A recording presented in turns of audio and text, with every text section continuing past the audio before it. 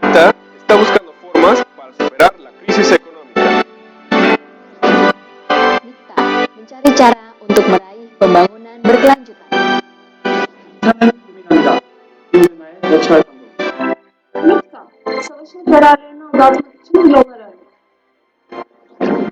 MIKTA is seeking ways to protect citizens from terrorism. MIKTA, a brand new, innovative consultative group for addressing global issues.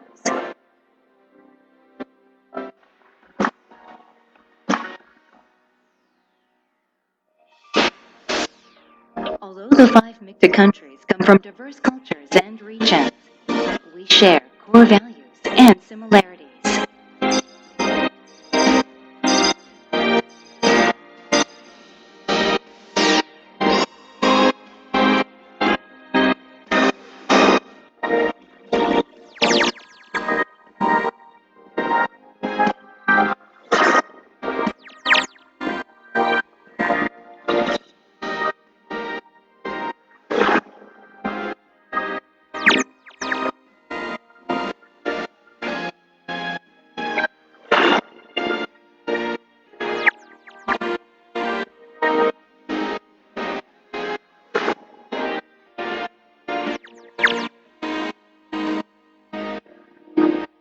MIKTA is a new and innovative partnership that aims at promoting the public goods of the international community with their significant regional influence and strong commitment to addressing global issues.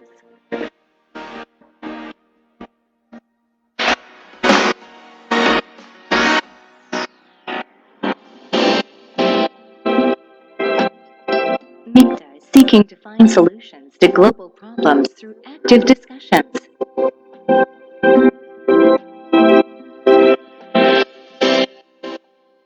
MIKTA will narrow down the differences between countries and come up with creative solutions. Furthermore, MIKTA will take the lead in promoting accountability in global governance.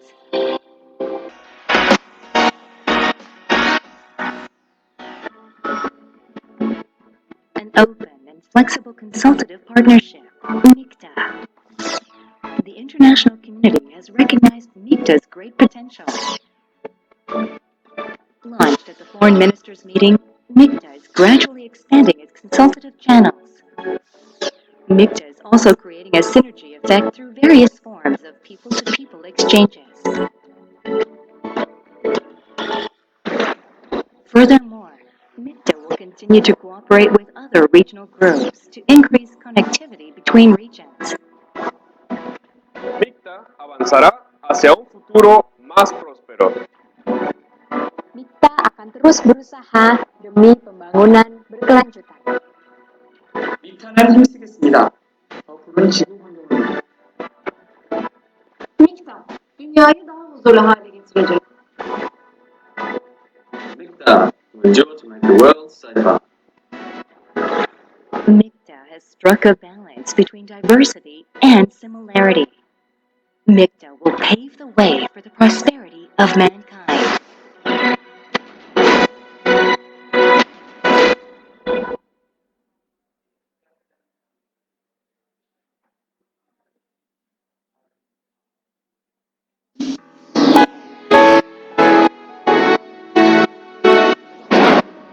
MIKTA está buscando formas para superar la crisis económica.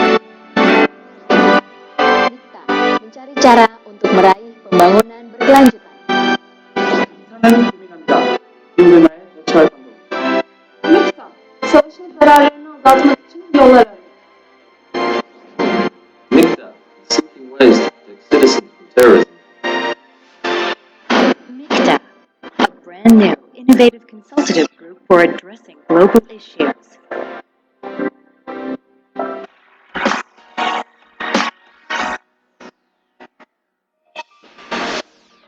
Although the 5 MIKTA countries come from diverse cultures and regions, we share core values and similarities.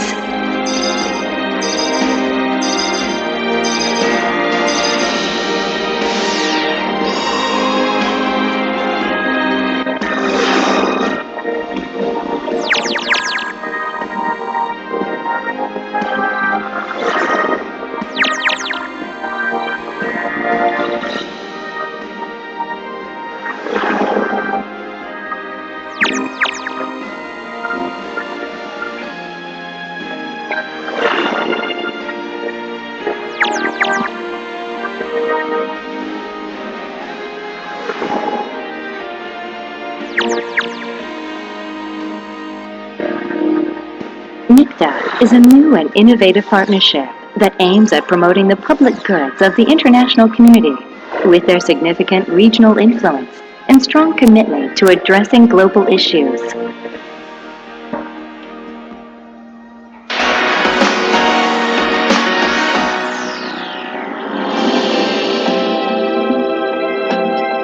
MIKTA is seeking to find solutions to global problems through active discussions.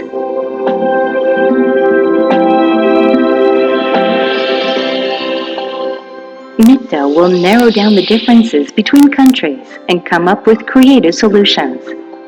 Furthermore, MIKTA will take the lead in promoting accountability in global governance.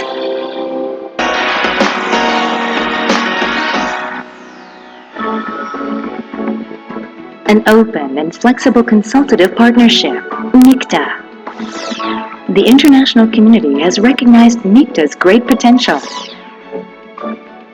Launched at the Foreign Ministers' meeting, MIKTA is gradually expanding its consultative channels. MIKTA is also creating a synergy effect through various forms of people-to-people exchanges. Furthermore, MIKTA will continue to cooperate with other regional groups to increase connectivity between regions. MIKTA avanzará hacia un futuro más próspero. MIKTA akan terus berusaha demi pembangunan berkelanjutan. 믹타는 힘쓰겠습니다. 더 푸른 지구 환경을 위해. MIKTA, dünyayı daha huzurlu hale getirecek. MIKTA will endure to make the world safer. MIKTA has struck a balance between diversity and similarity. MIKTA will pave the way for the prosperity of mankind.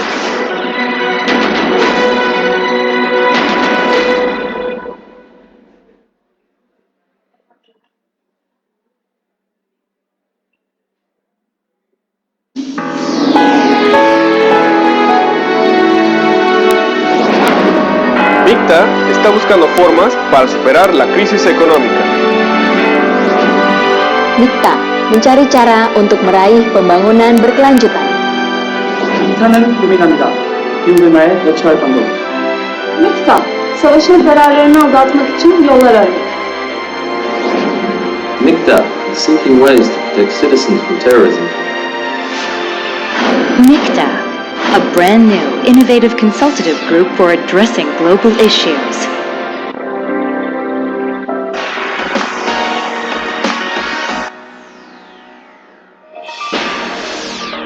Although the 5 MIKTA countries come from diverse cultures and regions, we share core values and similarities.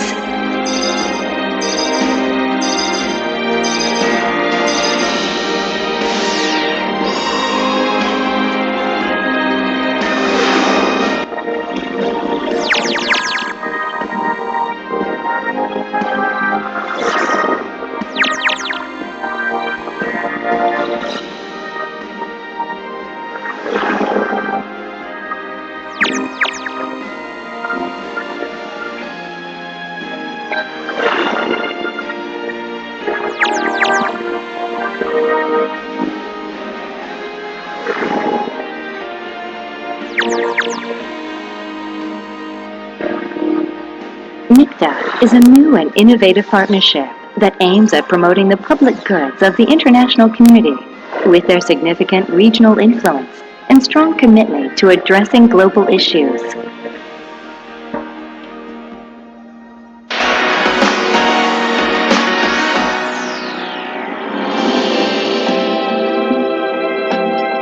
MIKTA is seeking to find solutions to global problems through active discussions.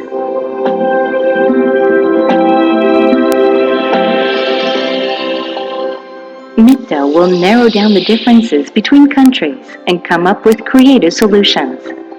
Furthermore, MIKTA will take the lead in promoting accountability in global governance.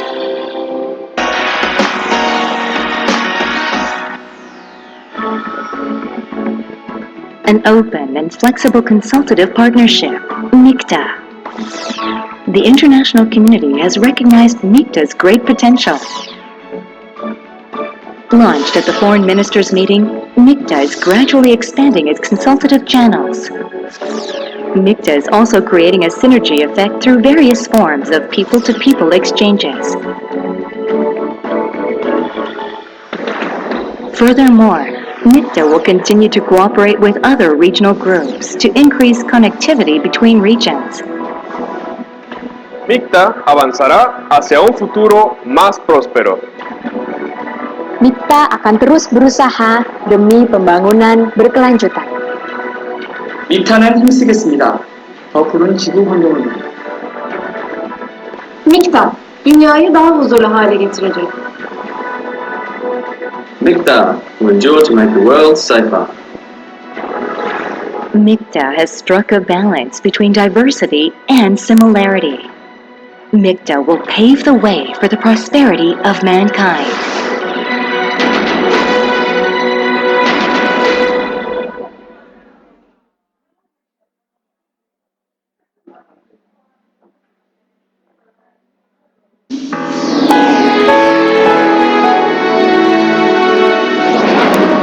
MIKTA está buscando formas para superar la crisis económica. MIKTA mencari cara untuk meraih pembangunan berkelanjutan. 믹타는 고민합니다. 기후변화에 대처할 방법.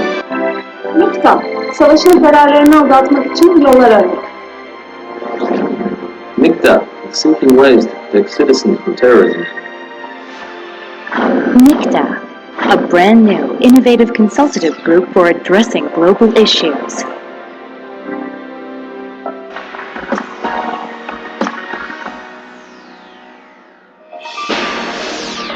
Although the 5 MIKTA countries come from diverse cultures and regions, we share core values and similarities.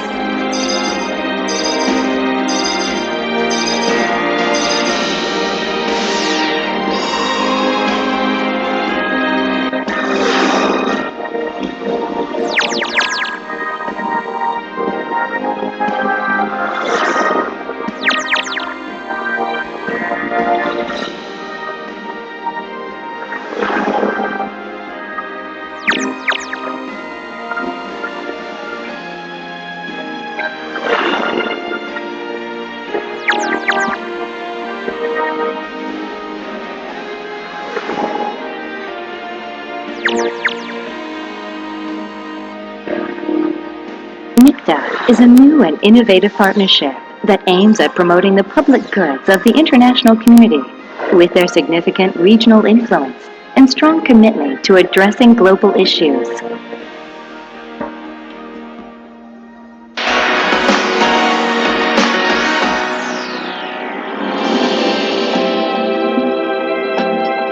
MIKTA is seeking to find solutions to global problems through active discussions.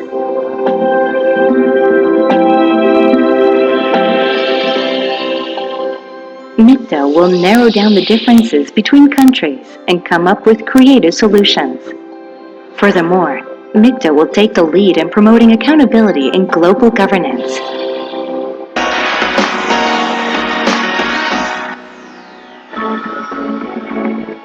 An open and flexible consultative partnership, MIKTA. The international community has recognized MIKTA's great potential. Launched at the Foreign Ministers meeting, MIKTA is gradually expanding its consultative channels. MIKTA is also creating a synergy effect through various forms of people-to-people exchanges. Furthermore, MIKTA will continue to cooperate with other regional groups to increase connectivity between regions. MIKTA avanzará hacia un futuro más próspero. MIKTA akan terus berusaha demi pembangunan berkelanjutan. 믹타는 힘쓰겠습니다. 더 푸른 지구 환경을 위해. MIKTA, dünyayı daha huzurlu hale getirecek. MIKTA will endure to make the world safer. MIKTA has struck a balance between diversity and similarity. MIKTA will pave the way for the prosperity of mankind.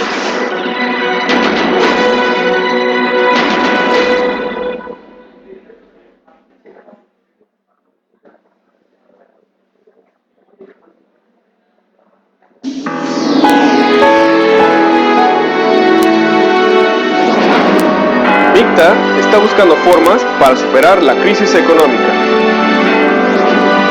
MIKTA mencari cara untuk meraih pembangunan berkelanjutan. MIKTA는 고민합니다. 기후변화에 대처할 방법. MIKTA, savaşın zararlarını azaltmak için yollar arıyor. MIKTA is seeking ways to protect citizens from terrorism. MIKTA, a brand new, innovative consultative group for addressing global issues.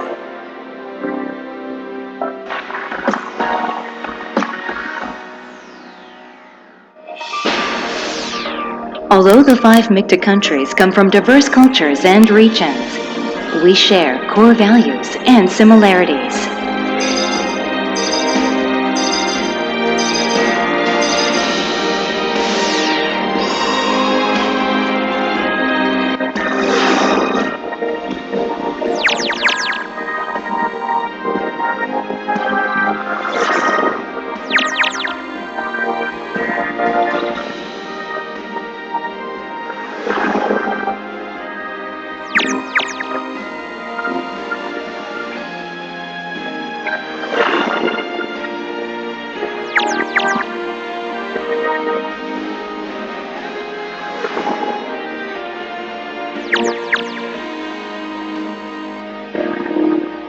MIKTA is a new and innovative partnership that aims at promoting the public goods of the international community with their significant regional influence and strong commitment to addressing global issues.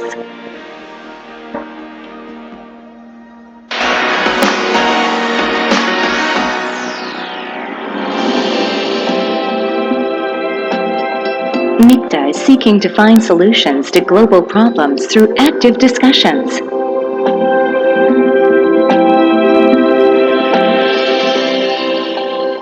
MIKTA will narrow down the differences between countries and come up with creative solutions. Furthermore, MIKTA will take the lead in promoting accountability in global governance.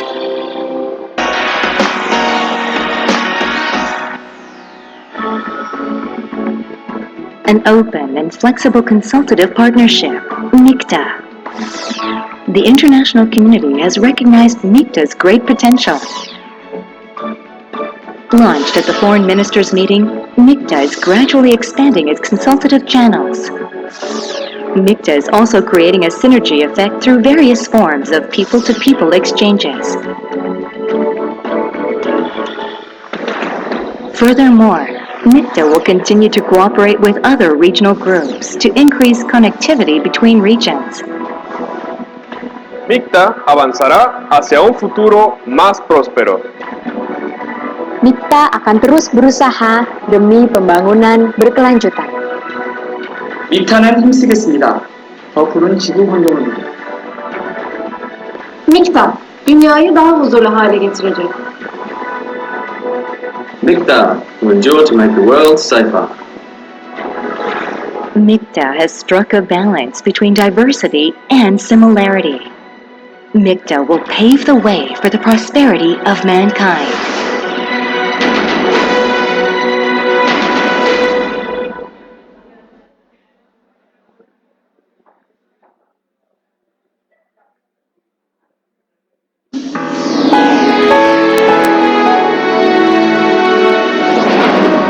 MIKTA está buscando formas para superar la crisis económica. MIKTA mencari cara untuk meraih pembangunan berkelanjutan. MIKTA는 고민합니다. 기후변화에 대처할 방법. MIKTA, savaşın zararlarını azaltmak için yollar arıyor. MIKTA is seeking ways to protect citizens from terrorism. MIKTA, a brand new, innovative consultative group for addressing global issues.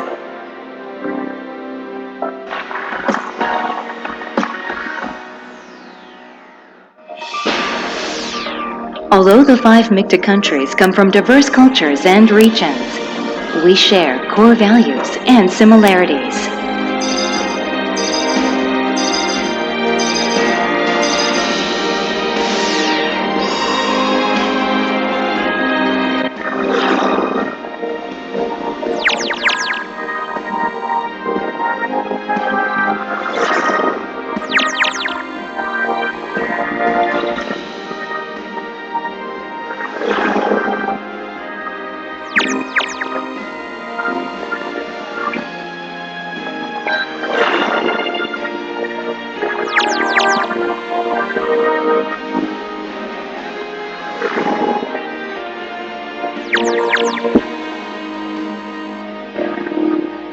MIKTA is a new and innovative partnership that aims at promoting the public goods of the international community with their significant regional influence and strong commitment to addressing global issues.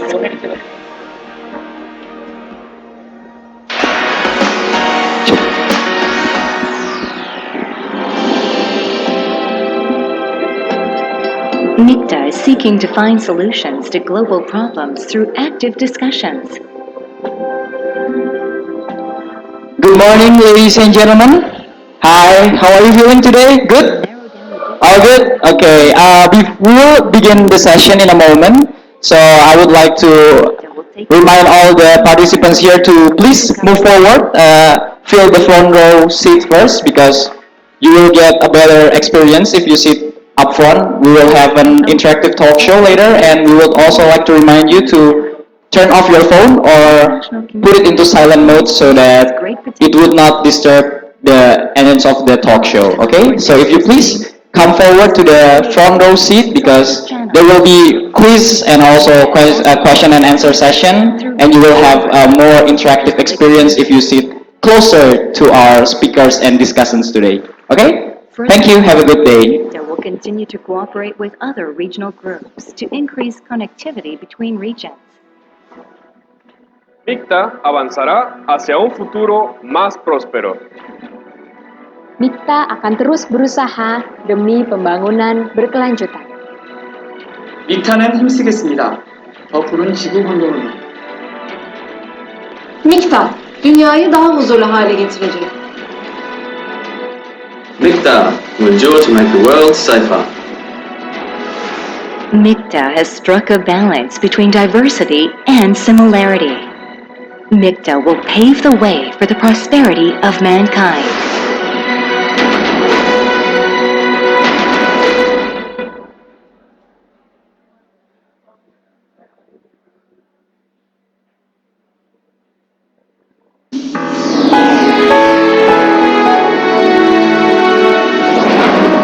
MIKTA está buscando formas para superar la crisis económica. MIKTA mencari cara untuk meraih pembangunan berkelanjutan. 믹타는 고민합니다. 빈부마에 대처할 방법. MIKTA, savaşın zararlarını azaltmak için yollar arıyor. MIKTA is seeking ways to protect citizens from terrorism. MIKTA, a brand new, innovative consultative group for addressing global issues.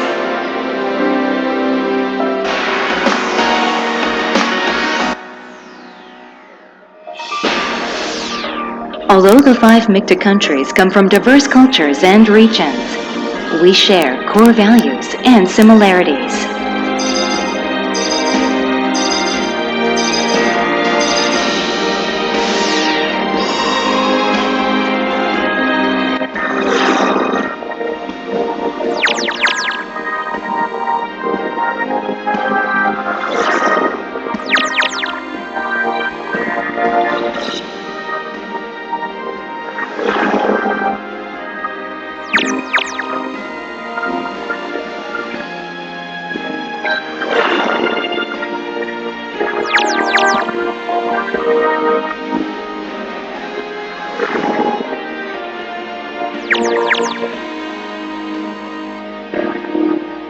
MIKTA is a new and innovative partnership that aims at promoting the public goods of the international community with their significant regional influence and strong commitment to addressing global issues.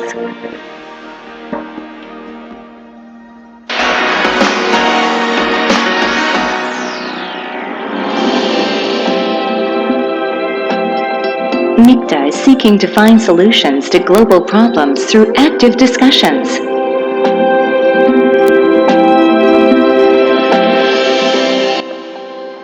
MIKTA will narrow down the differences between countries and come up with creative solutions. Furthermore, MIKTA will take the lead in promoting accountability in global governance.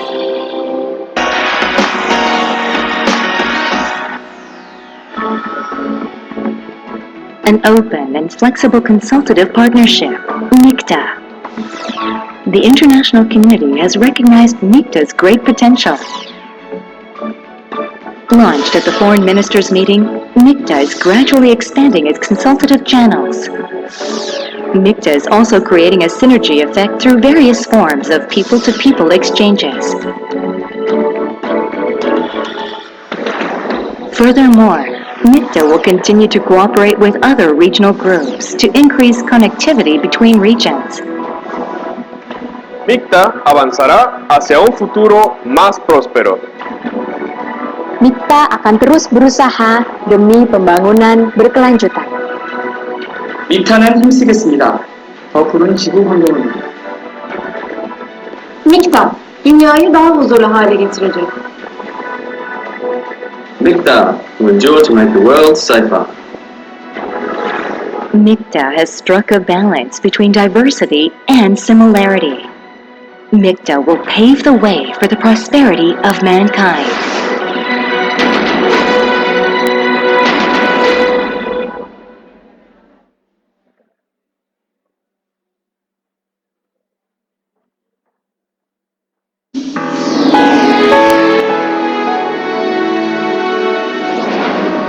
MIKTA está buscando formas para superar la crisis económica.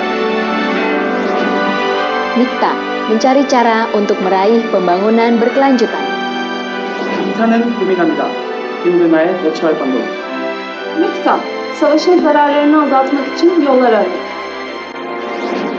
MIKTA is seeking ways to protect citizens from terrorism. MIKTA, a brand new, innovative consultative group for addressing global issues.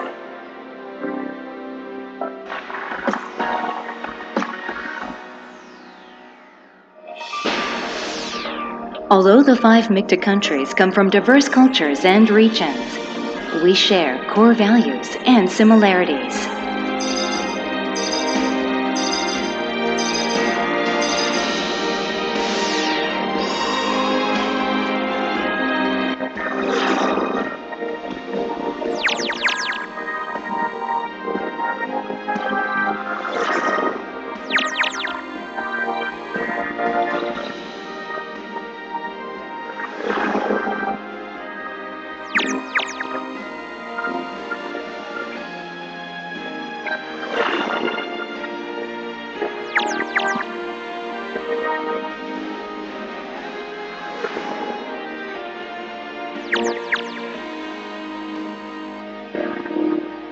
MIKTA is a new and innovative partnership that aims at promoting the public goods of the international community with their significant regional influence and strong commitment to addressing global issues.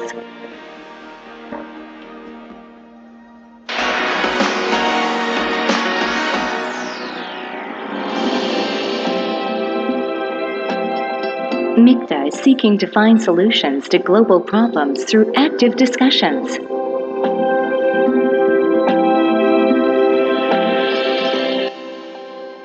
MIKTA will narrow down the differences between countries and come up with creative solutions.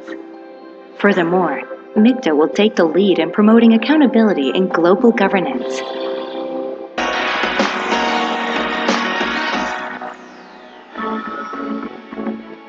An open and flexible consultative partnership, MIKTA. The international community has recognized MIKTA's great potential. Launched at the Foreign Ministers meeting, MIKTA is gradually expanding its consultative channels. MIKTA is also creating a synergy effect through various forms of people-to-people exchanges. Furthermore, MIKTA will continue to cooperate with other regional groups to increase connectivity between regions. MIKTA avanzará hacia un futuro más próspero. MIKTA akan terus berusaha demi pembangunan berkelanjutan. 믹타는 힘쓰겠습니다. 더 푸른 지구 환경을 위해. MIKTA, dünyayı daha huzurlu hale getirecek. MIKTA will endure to make the world safer. MIKTA has struck a balance between diversity and similarity.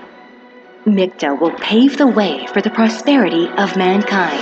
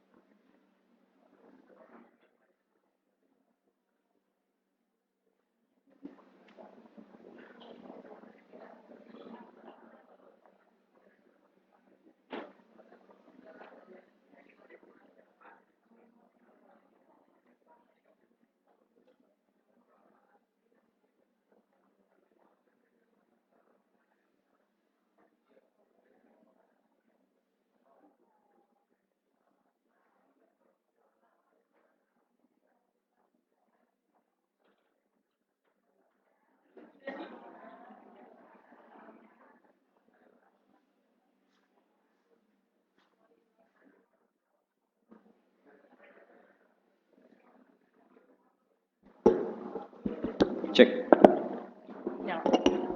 Check. Good morning, ladies and gentlemen, distinguished guests. Hi, how are we feeling today? All good?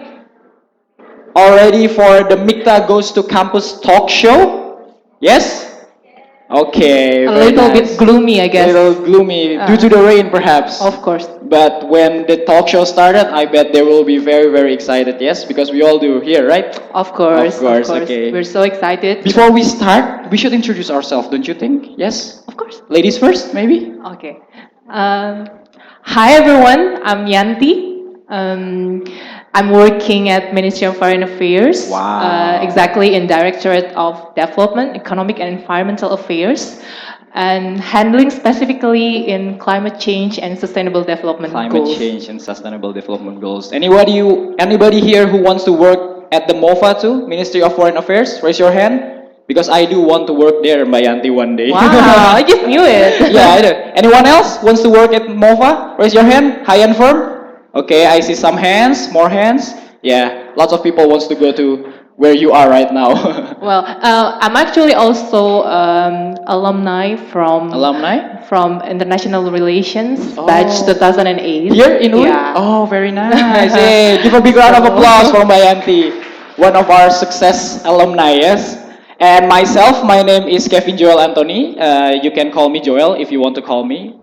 Call me maybe. Okay, my name is Joel. I am currently a student here in the International Relations Department, batch 2014. So yes, I'm in my last year, we hope, yes. Wish me luck for our Good luck. thesis, yes. Okay, so Yanti and Joel, we will be our co-host for today MIKTA Goes to Campus talk show, the first ever, yes? Of course. So it This will is be our very first- exciting because you guys get to be a part of the history, yes, Mbak Yanti? Yeah. Yeah? Yeah. So maybe in a few years' time, when your brothers or your sisters, your younger ones read a book and they see they read about MIKTA, they will read oh, the first ever MIKTA Goes to Campus talk show is in Universitas Indonesia. So yes, maybe you are a part of history, yes? Okay. FISIP UI. FISIP UI, Yeah. yes, in FISIP UI. Okay, so we will begin in about approximately 5 minutes. 5 minutes. Yes, And 5 minutes. if I may have one little bit help from the audience, please may you fill the second row over here. I think the second row is dedicated to the Ministry of Foreign Affairs. Oh, Yes, okay. because our distinguished guests usually bring Okay. yes, Okay. bring their protocols. So I guess this will be fine, but perhaps if I may ask the audiences from the 3 row on the back, so 1, 2, 3 from the back, if you could please move forward and fill the seats in front of you that are still empty, so that it will be this discussion will be more interactive and more pleasant for your experiences as well. So please fill out the empty seats in front if you may. Okay.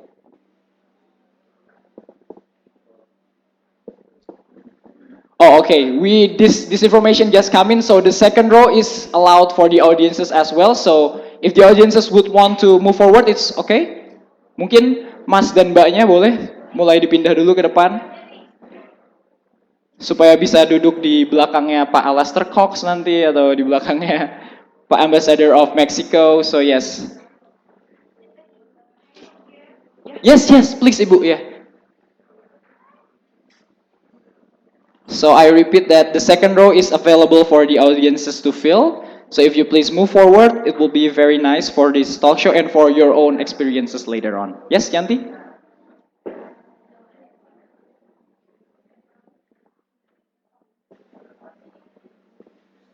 Okay, before we start, we are very curious here. So, are all the audiences from Universitas Indonesia? Who's from Universitas Indonesia? Students, tutor, or staffs from Universitas Indonesia. So, I see approximately 1,000 people from Universitas Indonesia, yes? From other places, from Universitas Pancasila, maybe? Anyone from Universitas Pancasila or other university? May you raise your hand? Other university. Where are you from? I'm from Satya Wacana Christian University. Yes, Central Java. Thank you. Wow. Wow, give a big Thank round you of for applause. coming. Thank We you. have someone from Central Java. What major are you studying in, sir? International Relation. Wow, the excitement level of MIKTA, yes, come from Yeah, Central yeah, Java. yeah. Anyone else? Perhaps from, yes, Mbak, Madam over here. dari mana Mbak? Pajajaran University. Pajajaran University Bandung. So, I guess we get all from Java, yes. Give a big round of applause for Mbak dari Bandung.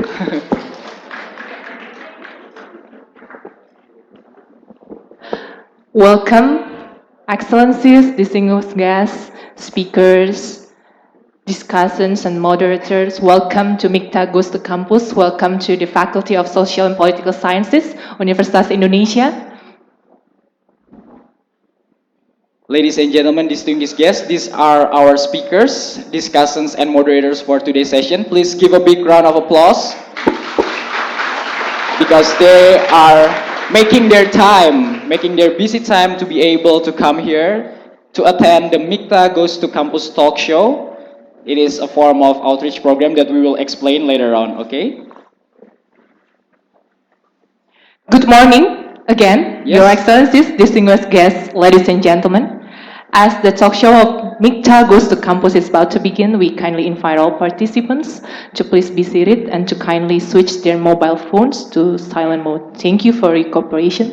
And before we commence to our today's excited event, as part of the protocol, in case of any emergency, in which is very highly unlikely, may I remind you, we will now play a safety protocol video from Universitas Indonesia. Take a look.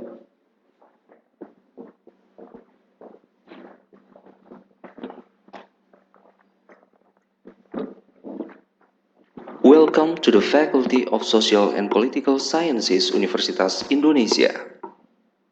Before we start, please allow me to deliver the safety induction. We are in the Auditorium Yono Sudarsono, second floor, the Faculty of Social and Political Sciences Universitas Indonesia. In the room the main door is behind you and the emergency exit is on the left side.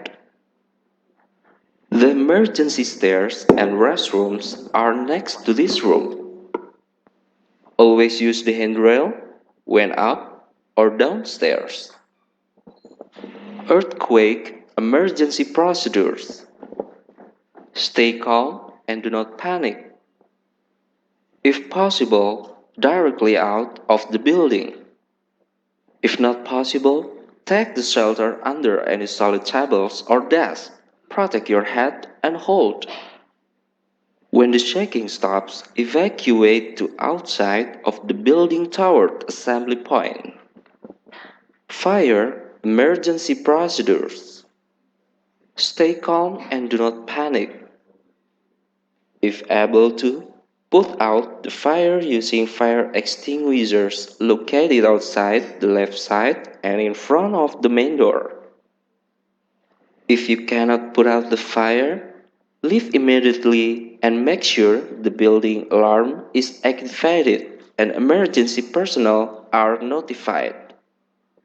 Call the emergency number the Faculty of Social and Political Sciences Universitas Indonesia 021 7270006, extension 217. Evacuation out of the building using the stairs and not allowed to use the elevator. Follow signage evacuation to the assembly point next the right and behind of this building until declared safe condition. The Faculty of Social and Political Sciences is a non-smoking area. Keep the environment clean and put the garbage on the trash bin. This information state of emergency prevailing in this space. Thank you for attention. Thank you, ladies and gentlemen. Before we commence, we would like to ask the audiences to raise up as we will sing Indonesia's national anthem, Indonesia Raya.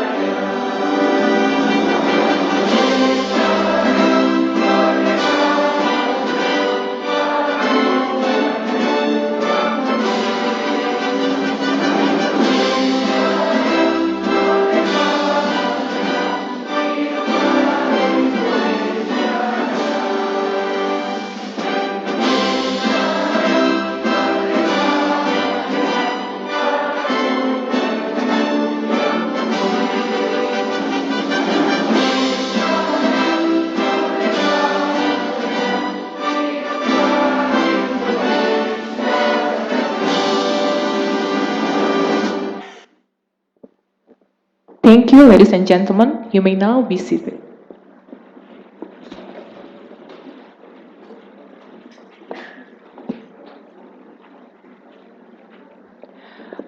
Honorable Dr. Aris Tiabudi Susilo, Master of Science, Dean of Faculty of Social and Political Sciences, Universitas Indonesia, Your Excellency, Mr. Febrian Rudyard, Director General for Multilateral Cooperation, Ministry of Foreign Affairs of Indonesia, Your Excellency, Ambassador of the United Mexican States to Indonesia, and Chargé d'Affaires of Republic of Korea, Republic of Turkey, and Australia, distinguished guests, speakers, discussants, participants, ladies and gentlemen.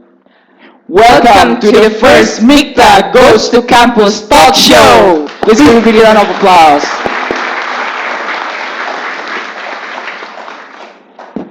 So, Yanti, before we start, I think it's best for us to give a little introduction of what we are going to do today. So, the first question would be, what is actually MIKTA Goes to Campus? Interesting question. Interesting question. So I might have like a short introduction about MIKTA Goes to Campus. And the big introduction and comprehensive explanation later on we will have in the talk show. After. Yes, of course, from the speakers, yes? Okay. MIKTA Goes to Campus is an outreach program to further promote awareness on MIKTA to the public, especially the academic circle like yourself. Okay. Today's talk show will mark the first ever MIKTA Goes to Campus. Wow, the first ever, yes? Under Indonesia coordinatorship this year, there will be 3 series of MIKTA Goes to Campus, and the first one is in this very room right now. So there will be 3 series under Indonesia's Yes. coordinatorship. Okay, very interesting. And we hope that this event will bring MIKTA closer, not only in the official levels, but also among the public minds. Wow, so MIKTA Goes to Campus is all about inclusivity of the MIKTA, not only on the officials level, but we also hope to outreach towards all the academic circle like yourselves and also into the public minds. Very interesting. Give a big round of applause for MIKTA Goes to Campus. And Yanti, I will now read our today program. So our rundown will be as the following. First, we will have an opening remarks first from our Dean of Faculty of Social and Political Sciences, Pak Ari, and then we also have the opening remarks from the Director General for Multilateral Cooperation from Ministry of Foreign Affairs of the Republic of Indonesia. And then we will also have an exchange of token of appreciation between MOFA Indonesia and Universitas Indonesia. Then we will have a pre-quiz for warm-up before the talk show, so the audiences will get a hold first of what is MIKTA and something like that. And then the main event itself, we will have the first talk show of MIKTA Goes to Campus, one of the 3 series. And then we will have a post-quiz in regards to the discussion. And last but not least, the moment that everyone has been waiting for also is the photo session with all the speakers, the discussants, and also our moderator. Yes. Without further ado, I'm honored to invite Honorable Dr. Ari Setiabudi Susilo, Dean of Faculty of Social and Political Sciences, Universitas Indonesia, to deliver the opening remarks. Thank you. Thank you very much for Master of Ceremony. I have a question first. Do we have a door prize for this event? If we don't Definitely, have, sir. This faculty will provide the gift for the door prize. Yeah. Additional door prize. Maybe Ibu Nurul should ask the friends from the Office of the Public Relations of this faculty. Oh, it's very happy for me to be here in the morning. Assalamualaikum warahmatullahi wabarakatuh. Very good morning to all of you. Even today in the morning we have a kind of rainy day and also a little bit gloomy, but we still have spirit to do our works today in the morning. By this event, the MIKTA Goes to Campus. Usually Pak Dirjen, Pak Febrian Rudiat, term goes to campus for us in Universitas Indonesia, usually close to, the term goes to campus, the term close to the name of the program. The music program actually, the name just goes to campus. Yeah. Already been 30 years. It's famous jazz event at not only in the campus of Universitas in Indonesia, but actually the prestigious jazz event in Indonesia, organized by students from Faculty or Schools of Economic and Business. And now we have also the interesting term goes to campus for MIKTA. Excellencies, distinguished guests, ladies and gentlemen, first of all, I would like to welcome to all of you at Universitas Indonesia, especially Faculty of Social and Political Sciences, especially, more specifically, for friends who first time visiting our campus, including the school or Faculty of Social and Political Sciences.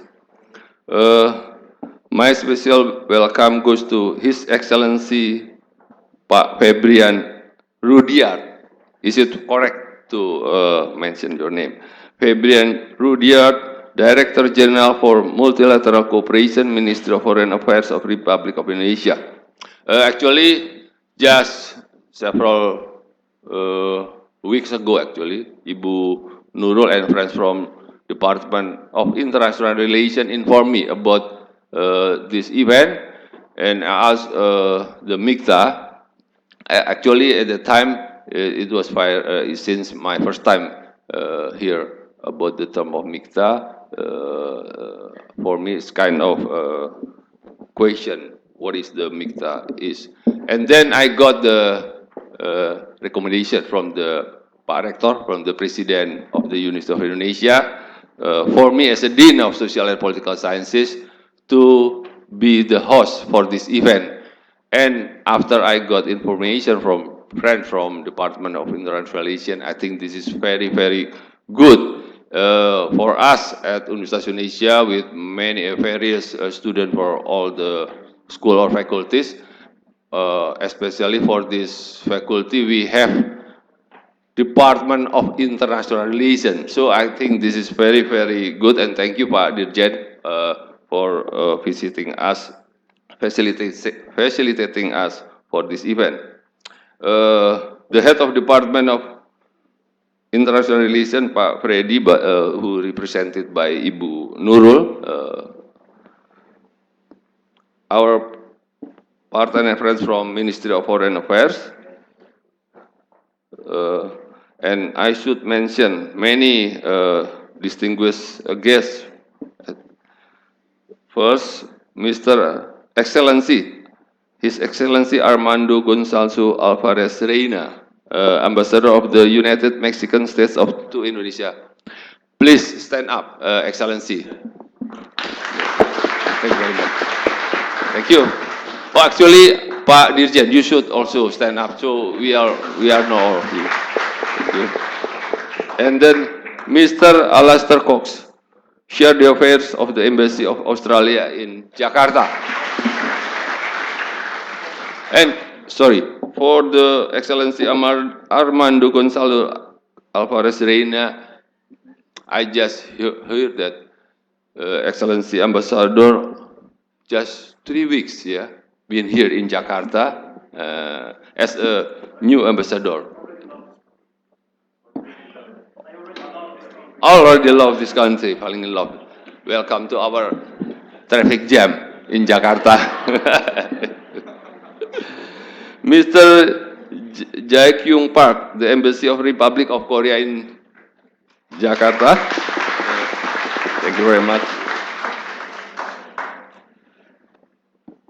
Mr. Ihsan Erab Shemashi, Chair the Affairs at interim of the Embassy of the Republic Turkey in Jakarta. Madam Rahimah Abdurrahman, Executive Director of the Habibie Center. Terima kasih, Bu Rahimah. Mr. Sofwan Alban Khoiruzat, Head of the Undergrad Program, Department of International Relations.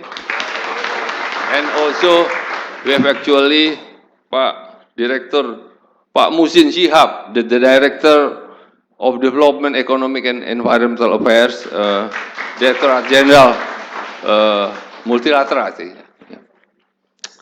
And today's moderator, Mr. Rahmat Syarif, Secretary of the Undergrad Program. Pak Rahmat Syarif is still single. So, anybody wants to be the part of this school, especially the lady, join to, please, Pak Syarif, you should give your phone number to the committee.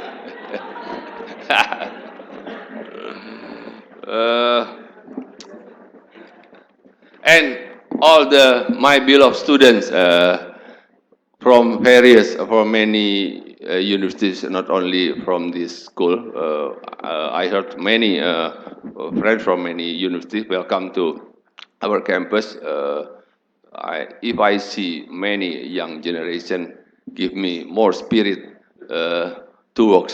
And especially for us at Universitas Indonesia, just last Monday, we started this semester. So this is Pak Dirjen. I think this is good chance for us, especially for French Department of International Relations. We have this kind of very, very fruitful lecture in addition to our class. And also the lecturer from from many universities, especially lecture from Department of International Relations from many universities in Jakarta, and also maybe I heard also from Unpad. We have also from Unpad. Oh, okay, thank you. Welcome to our campus. It is my great pleasure to extend to you a very warm welcome on behalf of Faculty of Social and Political Sciences, Universitas Indonesia. It is our great honor to be hosting today's event, especially our colleagues in the Department of International Relations, in collaboration with the Directorate General of Multilateral Cooperation, Ministry of Foreign Affairs of the Republic of Indonesia, to promote and socialize MIKTA. Distinguished ladies and gentlemen, as the committee of this event informed me about the MIKTA. MIKTA, established in 2012, MIKTA is an informal forum of consultation between Mexico, Indonesia, South Korea, Turkey, and Australia to strengthen relationship among the countries, as well as to develop further dialogues towards international issues said to be a mutual concern. Such mutual concern include democracy, international stability, economic development, as well as pushing a more active role in other global issues. In today's global situation, the existence of fresh ideas and energy to bridge countries together are very much welcome. As this year's coordinator for MIKTA, Indonesia is pursuing every opportunity to create innovation and solution to global issues. Indonesia took up the theme fostering creative economy and contributing to global peace. Indonesia have planned great events from high-level meetings between senior officials to outreach such as today, MIKTA goes to campus. Today's glorious event represents the opportunities of partnership and cooperation that Indonesia looks forward to achieving within the framework of MIKTA. MIKTA, however, might not yet be quite well known for some of us, including myself actually. Students today should be eager to find out more about MIKTA. What are MIKTA's achievements? Where will it head to be in the future? Today's event is intended to be a medium for socialization of importance of MIKTA within the current global condition. Ladies and gentlemen, please enjoy the event. Students and participants, please use this opportunity to find out more about MIKTA. We look forward to a lively talk show and interchange between senior officials, diplomats, and students to embrace input and ideas in improving the role and cooperation between the countries of MIKTA for our collective development and prosperity. Thank you very much. Wassalamualaikum warahmatullahi wabarakatuh. Thank you, Pak Ari.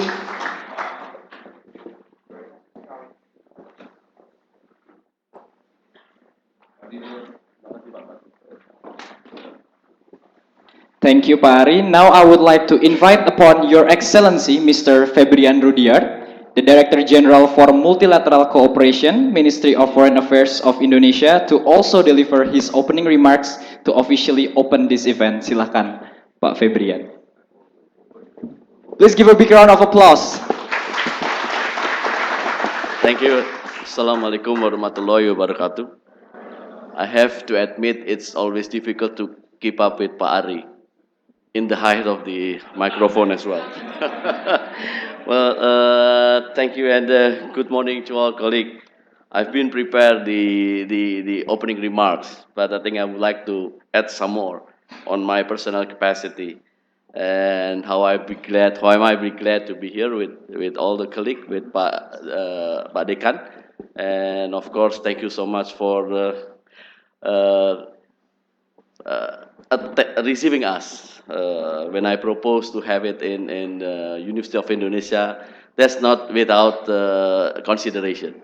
I think we made a very good decision asking Universitas of Indonesia to host our first MIKTA Goes to Campus. And if you see the name MIKTA Goes to Campus, but Dekan has just mentioning it back to almost 30 years ago. Yes, goes to campus. So you know where the idea come from and who people who this which era they coming from. So it's on the 80s. So 80s, but.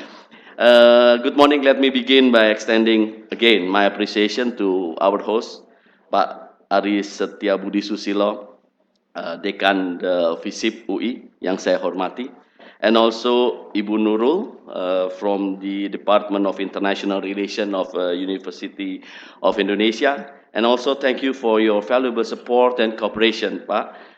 This event would not have been possible without the great help and all your staff, especially from the Department of International Relations of the Universitas Indonesia. Let me also welcome our distinguished panelists, Ambassador Armando Gonzalo Alvarez Reina of Mexico. Welcome, Ambassador. Thank you so much for being with us. And Mr. Alistair Cox, by Alistair, of the Embassy of Australia, and Mr. Jae Kyung Park of the Embassy of the Republic of Korea, Mr. Ihsan Arab Samarji, the Embassy of Turkey, dan Ibu Rahimah Abdurrahim dari Habibie Center. You extending a great help for our MIKTA cause, Bu. Thank you so much for your support. And Pak Sofwan Albana Koirusat.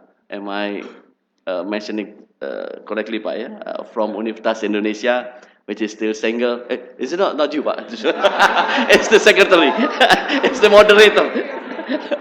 And not to forget our moderator, this is the one who is single, Mr. Rahmat Sharif from Universitas Indonesia. Thank you for making the time and effort to participate in this MIKTA Goes to Campus talk show.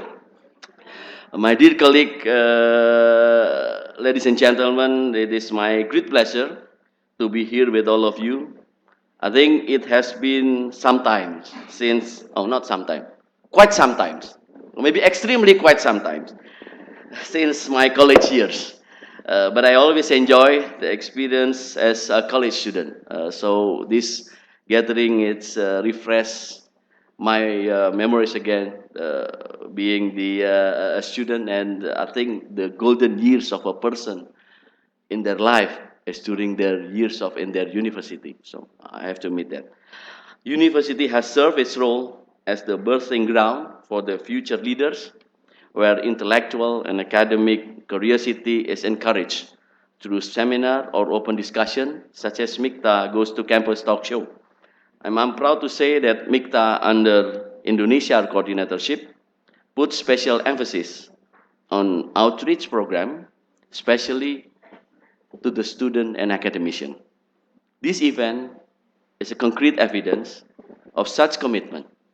It is the first outreach program for Indonesia coordinatorship in 2018, and in fact, we will have two more programs of MIKTA Goes to Campus, which is scheduled in Medan for April 2018, and in Makassar in September 2018. We are proud to have the first series of MIKTA Goes to Campus at Universitas Indonesia. Today we will discuss, among others, MIKTA at a glance, MIKTA's coordinatorship, MIKTA's significant achievement, and main challenges and opportunities for MIKTA future. So it will give the audience a good, comprehensive visit of what MIKTA, what is it MIKTA, what kind of animal MIKTA is. So this is my fervent hope that today's talk show will provide avenue in brainstorming innovative program, discussing MIKTA's role in global governance, and ways to maintain MIKTA relevant and effectiveness. Thank you, and hopefully you will enjoy the talk show, and hopefully this talk show could contribute to the establishment of MIKTA to the progress of MIKTA, and not less than that is asking your contribution, the academician contribution that you could offer in our effort in developing MIKTA as a new cross-grouping organization forum. Thank you so much. Wassalamualaikum warahmatullahi wabarakatuh. Thank you so much, Pak Dirjen, for the remarks. We will open the session together, Pak, with the token of appreciation with Bapak. Okay.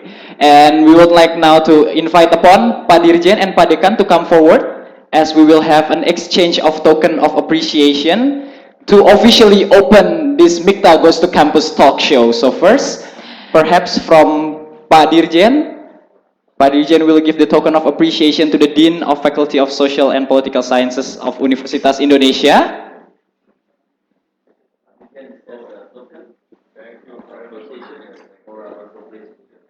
Let's give a big round of applause. And then next, Dean of the Faculty of Social and Political Sciences would also like to give a little token of appreciation for the Ministry of Foreign Affairs and also a token for the MIKTA states that will attend this talk show. Once more, give a big round of applause for this exquisite cooperation. We thank both sides for the exquisite cooperation in organizing this event.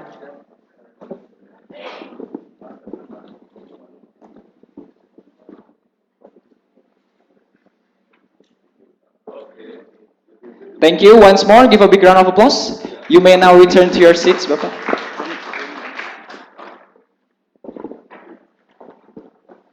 And now, ladies and gentlemen, our distinguished guests, Your Excellencies, before we start the talk show, there is a little presentation from the MIKTA states in a form of video.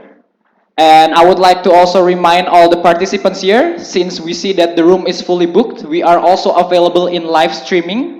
So the live streaming link, please. So for all of your colleagues and friends that would like to view and witness the talk show in live, it is available on live streaming that will be available for you on the link in the screen. Yeah. Operator? You may also Yes, go directly to the CAMLU website. Yes, this is the CAMLU website. www.camlu.go.id, and then there's the link there. Live streaming /home.aspx. So you could take a picture of it because we are going to change the screen into our video presentation and our panelists later on. Yes, already taking a picture? Okay, thank you. So the live streaming is available from now, okay? And now we will commence to the video presentation of MIKTA to get a little glimpse, yes? Oh, okay, so all the speakers and, okay, yeah, please, all the distinguished speakers, Your Excellencies, and also moderators and discussants, you may come forward to take picture first with the Dean of Faculty of Social and Political Sciences.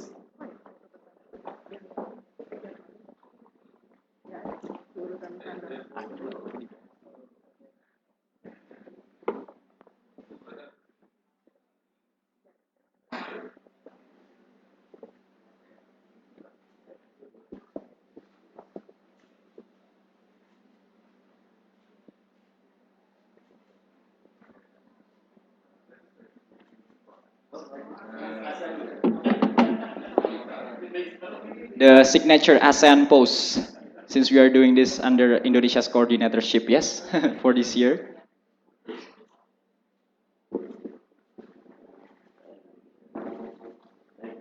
Thank you.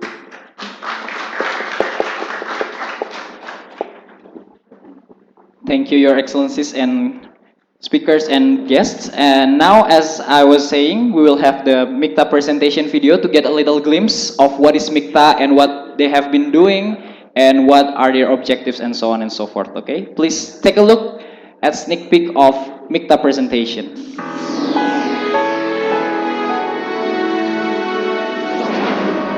MIKTA está buscando formas para superar la crisis económica. MIKTA.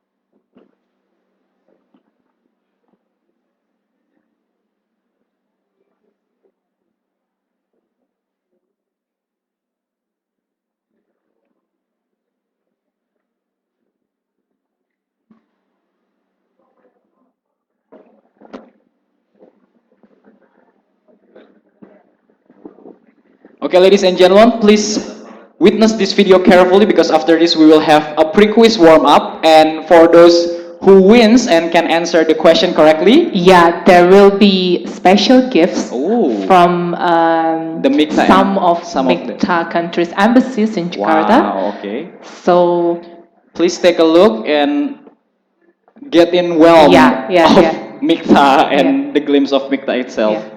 It's easy questions actually. Yeah, there will be three questions perhaps. Three questions. Three questions, and as we were saying, for those who can get the questions correctly, there will be an exclusive gift from some of the MIKTA embassies. So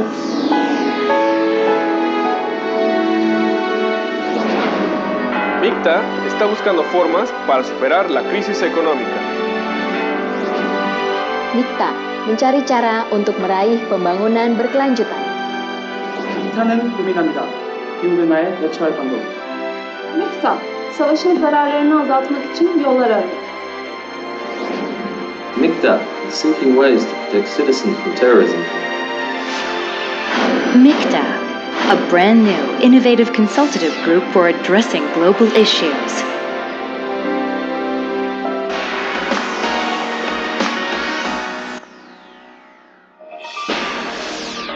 Although the 5 MIKTA countries come from diverse cultures and regions, we share core values and similarities.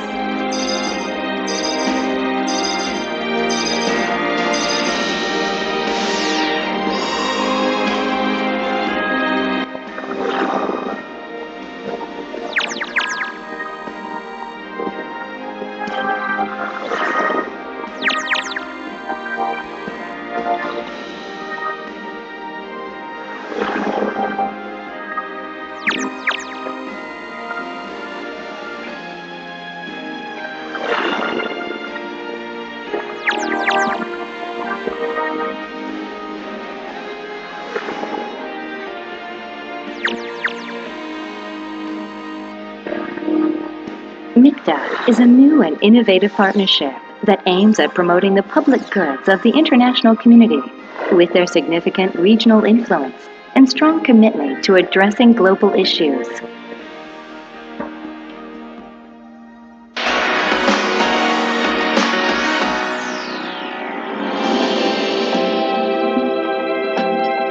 MIKTA is seeking to find solutions to global problems through active discussions.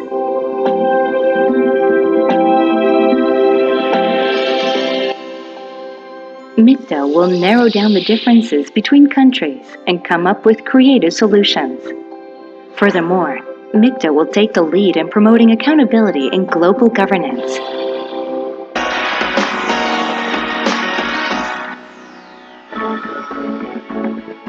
An open and flexible consultative partnership, MIKTA. The international community has recognized MIKTA's great potential. Launched at the Foreign Ministers' meeting, MIKTA is gradually expanding its consultative channels. MIKTA is also creating a synergy effect through various forms of people-to-people exchanges. Furthermore, MIKTA will continue to cooperate with other regional groups to increase connectivity between regions. MIKTA avanzará hacia un futuro más próspero. MIKTA akan terus berusaha demi pembangunan berkelanjutan. MIKTA는 힘쓰겠습니다. 더 푸른 지구 환경을 위해. MIKTA, dünyayı daha huzurlu hale getirecek. MIKTA will endure to make the world safer. MIKTA has struck a balance between diversity and similarity. MIKTA will pave the way for the prosperity of mankind.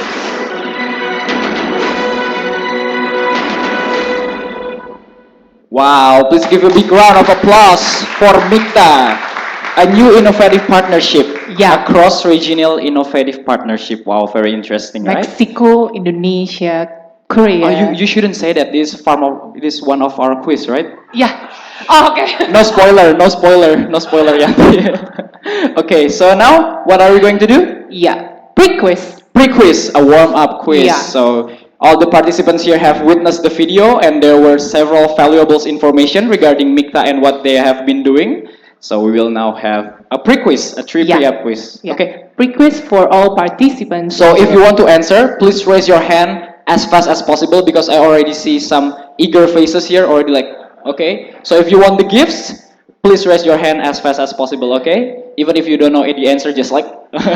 But I think they should raise their hands after the After question the questions finish. finish, okay? So when Yanti is finished reading her question, raise your hand as soon as possible, okay? So anyone who raised their hands before? Will get appointed and try to answer the question. No, before the question. Before the question ends, no, right? No, So no. after the question. After the question, okay? First So- question then. Please mention MIKTA member countries and the capital cities of each. Oh, on the back. On the back. Yeah, on the back. On the far back. Super fast. Flash fast. Okay. Please come here. State your name and your institutions and also your answers. Did you hear the question? Yes, I did. Because he was raising his hand very fast. Very, very fast. Okay, your name, institutions, and your answers, okay? My name is Iksan from International Relations Department of University Indonesia. For the answer of the question, first Mexico, and the capital city is Mexico City. Indonesia, Jakarta. South Korea is Seoul. Turkey is Ankara, and at last Australia is Canberra. Thank you. Very right. How is it, Yanti? Was that correct? Correct. Okay, then you may come forward, dear sir. Come forward. Woo! Please give a big round of applause for Iksan. And now second question, Yanti. The second questions. Hear carefully. Wait. Let me. I need to look at them. I need to look at the audiences. Okay, second question. Year MIKTA was established. Ooh, this girl. Yeah. This lady over here. Very eager. Please stand up, state your name, your institution, and your answer, please, ma'am. Hello everyone, my name is Rade. I'm from International Relation, majoring in International Relation, and I am 2016 batch. 2016. Okay. And your answer? 2013. Oh, 2013. 13. Yes. Yes, very Oh my correct. God! Thank God. Thank God. Please come forward. Please give a big round of applause for Rade. Yes, the establishment of MIKTA was in 2013. Yeah. Yep. Okay. Oh, okay. So, She's coming from Universitas there is- Indonesia, yes. FISIP UI. okay. We need to give more rooms for the others too, okay? So, yes, but we are Okay, still doing fast. the last question. pre-quiz and more for the post-quiz, so please stay Yeah, tuned there will be until more quizzes after the talk show, so Okay. don't worry. The last question. Please state the theme of Indonesia coordinatorship in MIKTA 2018. The theme of Indonesia's coordinatorship. Is anyone know? The gent on the back would like to try? Yes? Yeah. Okay. Wait. Coming. I'm coming.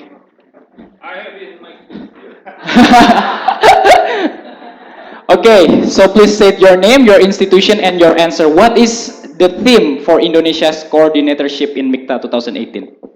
Thank you. My name is Stefan. I'm from the Ministry of Foreign Affairs of the Republic of Indonesia. May I? Yeah. So He's coming from. So the theme is fostering creative economic and contributing contributing for global peace. Yeah, how is it, Yanti? Is it correct? It's correct. Okay, so you may come forward. Please give a big round of applause from the gent of the MOFA. You see, Yanti, even people from Kemlu is very eager to get the gifts. Yeah. Since we didn't see anyone other than my colleague over here raise their hand and knew the team of Indonesia coordinatorship in MIKTA. Yes. So, well, after the session, after the talk show, we hope that the participants, everyone know, and the post quiz is perhaps not for MOFA. Yes, for MOFA. employee, Okay. right? And for the participants here who wonder what is the theme for Indonesia's coordinatorship, you may look over here.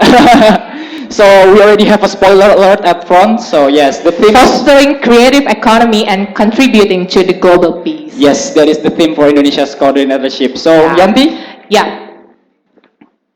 So I invite The first one, Ambassador Armando Gonzalo Alvarez Reina, and Mr. Jae Kyung Park, and also Mr. Alistair Cox for giving the presents to each of our winners for pre-quiz over here.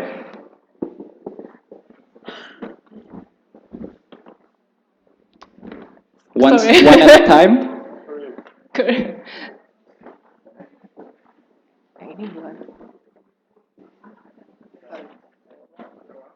Yeah. Sorry. Wait. Okay. Yeah. So the givers courtesy from the embassies of MIKTA countries. Please give big hands of applause, and then please you can give to this one. Yeah. To the winner over Yay, here. gifts. Okay, next from Mr. Jae Kyung of Korea for Rade. Yay, thank you so much. Kamsamida. Kamsamida. And also Mr. Alistair Cox. Mr. Alice. Give a big round of applause. Thank Thank you. mate. Thank you, mate.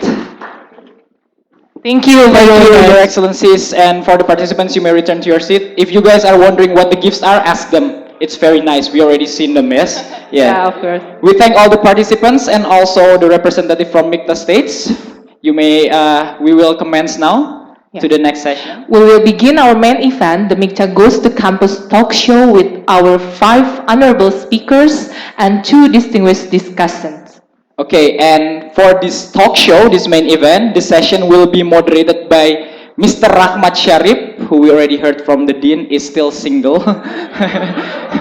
Okay, and before we invite Mr. Sharif to the stage, allow me to convey a sentence or two in regards of Mr. Sharif achievements. So in 2015, our moderator, Mr. Sharif, graduated from his master program in Ritsumeikan Asia Pacific University, the APU, majoring in Asia Pacific Studies. Wow, give a big round of applause. And since then, Mr. Sharif, among his other career and achievements, has served as a lecturer for Department of International Relations, Universitas Indonesia here, specializing in international political economy and also in the Asia Pacific studies. And currently, Mr. Sharif also assumed the position of the Secretary of the Undergraduate Program, Department of International Relations, Faculty of Social and Political Sciences, Universitas Indonesia. Please join me, give a big hand in inviting our moderator, Mr. Rahmat Sharif, onto the stage.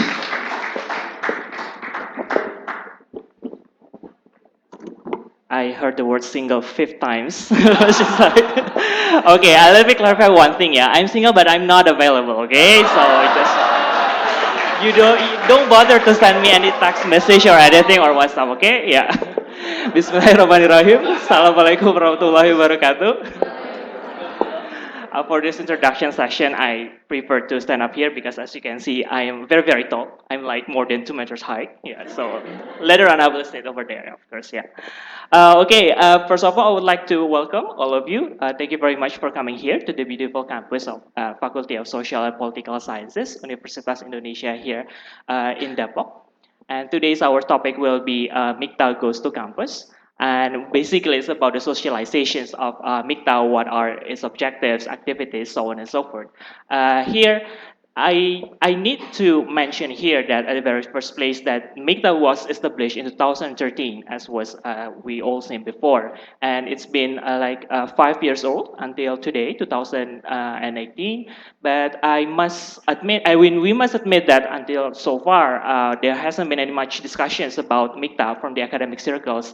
Even more, the academic circles doesn't really know what MIKTA is about, let alone positioning it on the global landscape of the international political economy. That's the situations.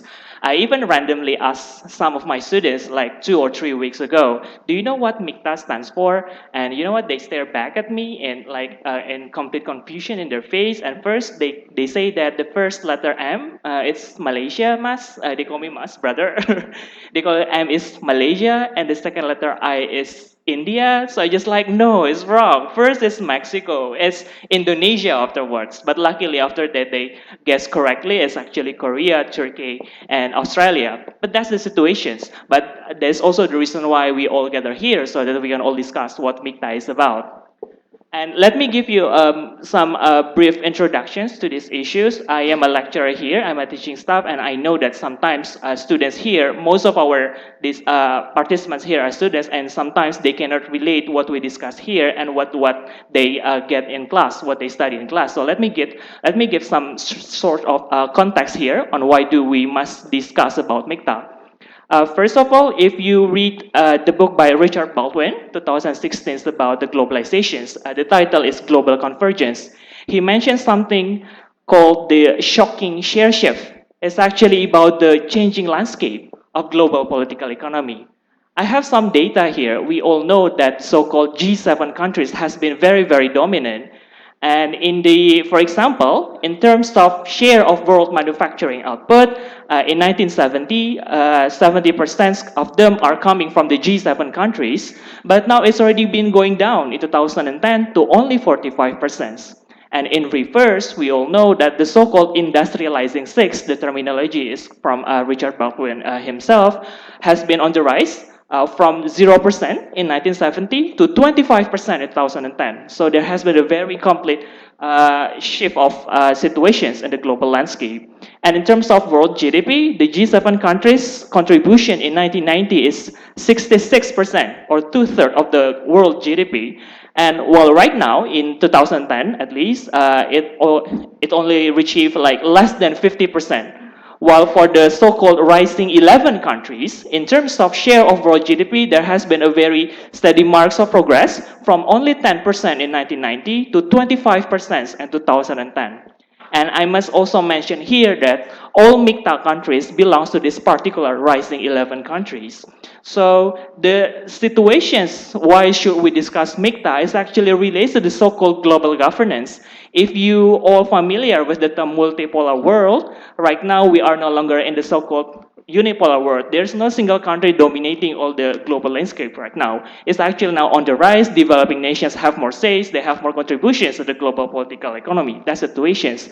Maybe you are also familiar with the word by Farid Zakaria in 2008 from his famous book, The Rise of the Rest. That's the situations right now, and MIKTA is actually part of it. MIKTA is part of the global forces, the new global forces coming up, trying to be more incompatible with the old established power of the G7 countries. So here, what I want you to relate that this issue is about global governance. So especially important in our discussions is the relations between the G7 countries and the non-G7 countries. How does it relate, for example, to other emerging institutions? Maybe you are all more familiar with the so-called G20, of course, or BRICS, which is also part of the phenomena of these new global forces. MIKTA is actually also part of it. So here we would like to discuss more about MIKTA. There will be 3 sessions of today's seminar. First, I would like to discuss about what is MIKTA about, with all the discussions with all distinguished speakers, evaluations of MIKTA, and the third part will discuss about the future of MIKTA. And joining me today, I have 7 very important speakers here. Mr. Pak Ari and Pak Febrian has already introduced them beforehand, so I will just give a very brief remarks on this. First of all, the first speaker, I would like to invite Ambassador Armando Alvarez, Ambassador of Mexico to Indonesia, please. Please over here, Pak.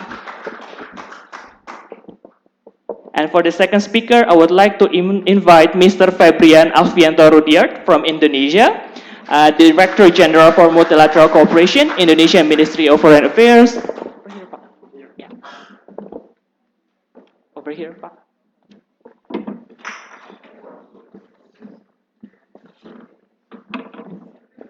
I hope they will not take out my citizenship because I dropped the Indonesian flag. I'm so sorry. And for the third speaker, I would like to invite Mr. Alastair Cox from Australia, Chargé d'Affaires of the Embassy of Australia to Indonesia. For the fourth speaker, I would like to invite Mr. Park Jae-kyung from Korea, Shakji Dalfir of Embassy of the Republic of Korea to Indonesia. Please. Over here, Pak. Over here, please. Okay, and for the fifth speaker, I would like to invite Mr. Ihsan Eralp Samershi. Do I pronounce your name correctly? Okay, from Turkey. Third Secretary of the Embassy of the Republic of Turkey in Jakarta, Indonesia. And our last two speaker comes from academic background. I would like to invite Ms. Rahimah Abdul Rahim from the Habibie Center, the Executive Director of Habibie Center, Jakarta. And for the last speaker, our one and only Mr. Sofwan Albano Khairuzat, we are all familiar with him, our head of undergraduate programs, teaching staff in international political economy. Thank you very much. Please, over there. Now, let me just join you up on the stage.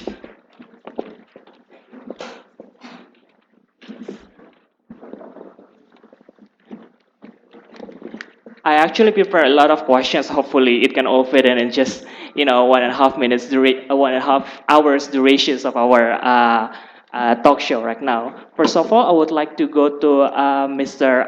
Cox. In your opinion, it's just a simple question. What are the objectives of the establishment of MIKTA in 2013, in your opinion?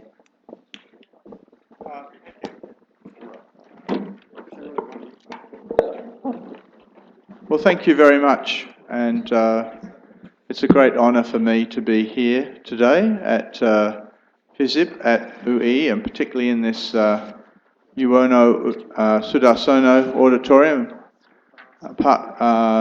Yuwono is a great Indonesian social scientist, so it's a great honour for me to be speaking in this auditorium and in this fascinating panel. So I'm very pleased to be here. The goals of MIKTA, as you rightly said in your introduction, I think MIKTA is a phenomenon that emerges in the new emerging global order that we see today. And as you rightly said, there's the link to the G20.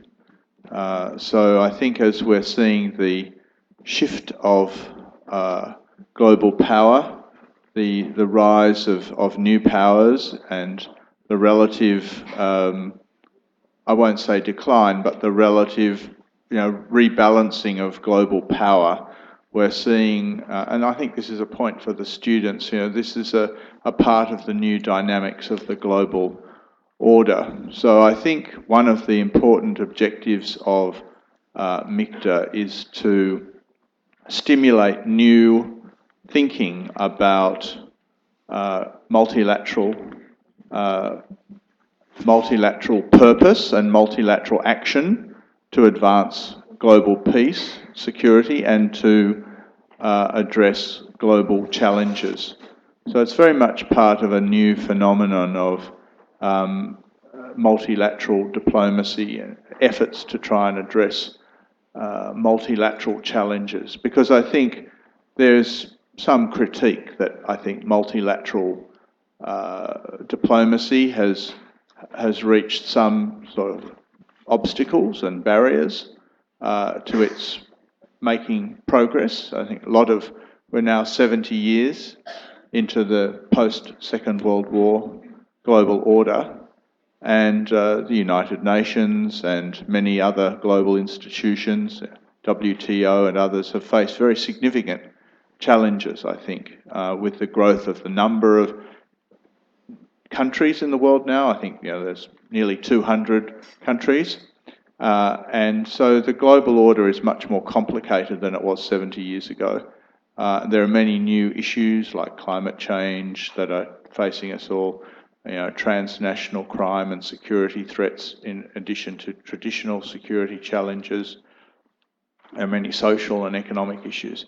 So the idea of MIKTA arising from the G20, I think, was to try to bring together countries that were not otherwise grouped to come up with innovative ideas and new thinking about how the global order might be governed and run, and to provide a forum away from the traditional established forums to get ideas going and thought going. And also, just as this forum is today, I think to have better civil society engagement and involvement, because I think there's a perception that a lot of multilateral diplomacy is very elitist and very removed from the public and not involving the public. So again, that's MIKTA is about civil society engagement, about receiving information from civil society and also conveying it. So I think the goals of MIKTA broadly are about that. It's about trying to, as it says, new innovative partnership. It's about trying to find new voices, new ideas, new solutions or proposals to address some of our most outstanding global challenges in the 21st century. So that's really what it's about, but others will have a view too. Thank you. Okay, thank you. I would like to go to Mr. Park from Korea. In your opinion, what common characteristics linking these 5 countries all together? Thank you, Pak Sharif. Let me begin by how excited and glad I am actually to visit again the university campus here. It's always refreshing for me to visit campus and meet the students and the teachers here. I have been here quite often and to meet the teachers and the students, particularly like Dr. Epi Fitriani. Good to see you again here. Yeah. And particularly at a time of, as far as I know, we celebrated the 68th anniversary quite recently. Congratulations again. And as you can see, this is the so-called Davos Forum, as what I have from the organizer side. The Davos, a beautiful city in Switzerland, as you all know. The exact name of the forum is the World Economic Forum. I would like to start by reminding you of the World Economic Forum. The forum that started in 1970s, and the forum is regarded as the guarantor or guardian of the globalization and liberal economy and open trade and multilateralism, most importantly. Multilateralism, I mean, in opposition to unilateralism. And the open trade or openness, what I mean is in opposition to unilateralism and protectionism, I mean. So the two important ideologies, multilateralism and openness. And this year's, actually the Davos Forum this year was held last month, just a couple of weeks ago. This year's theme was creating a shared future in a fractured world. I repeat, creating a shared future in a fractured world. Fractured means divisive, not united. So the Davos people see this world, the current day world, as divisive or fractured, not in united. So the divisive opinions from various countries on those issues of refugees, climate change, it is the divisive approach on the benefit of multilateralism itself. But in today's globalized world, as Sharif very correctly mentioned earlier today, very little stays local. Local, I mean within a country.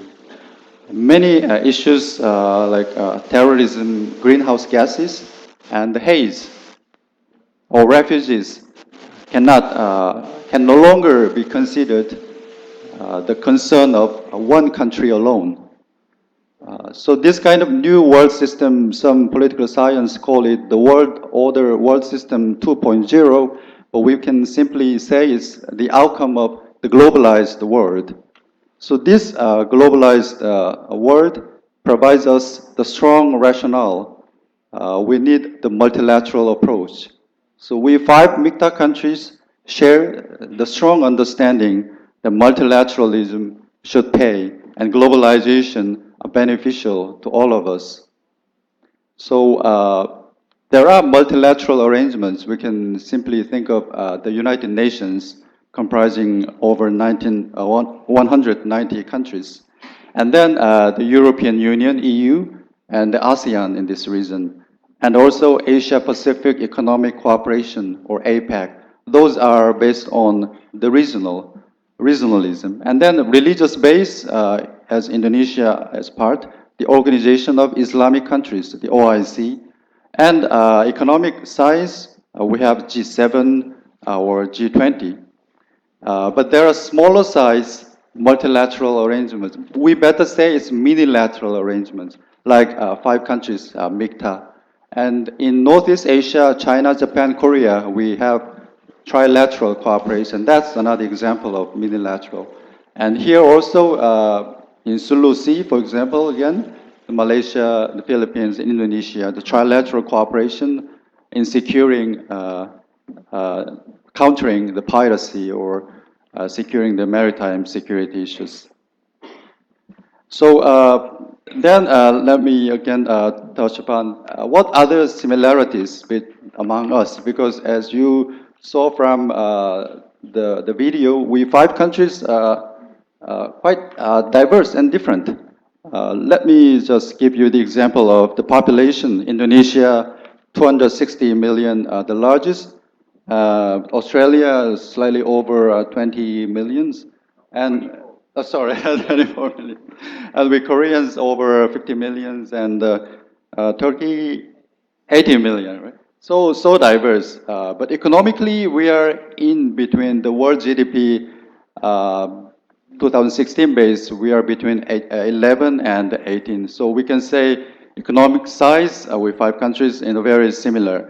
But more importantly, as I said, we have the strong understanding and strong consensus, the value of democracy, good governance, rule of law, the rule-based international order, open trade, and the merit of multilateralism. Okay, thank you. I'll stop here. Okay, I would like to go to Ms. Rahima from Habibi Center.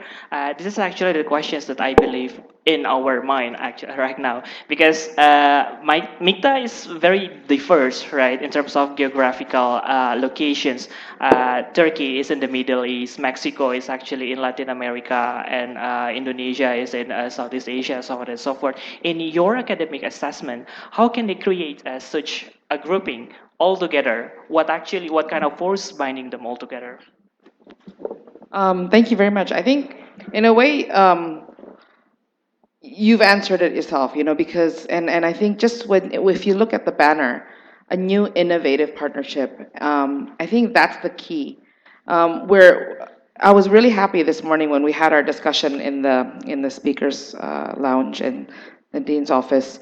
One of the things that I was really happy to learn from Fabian this morning was that they're going to be approaching new ways of meetings, that you're going to perhaps have video conferences instead of flying every now and then.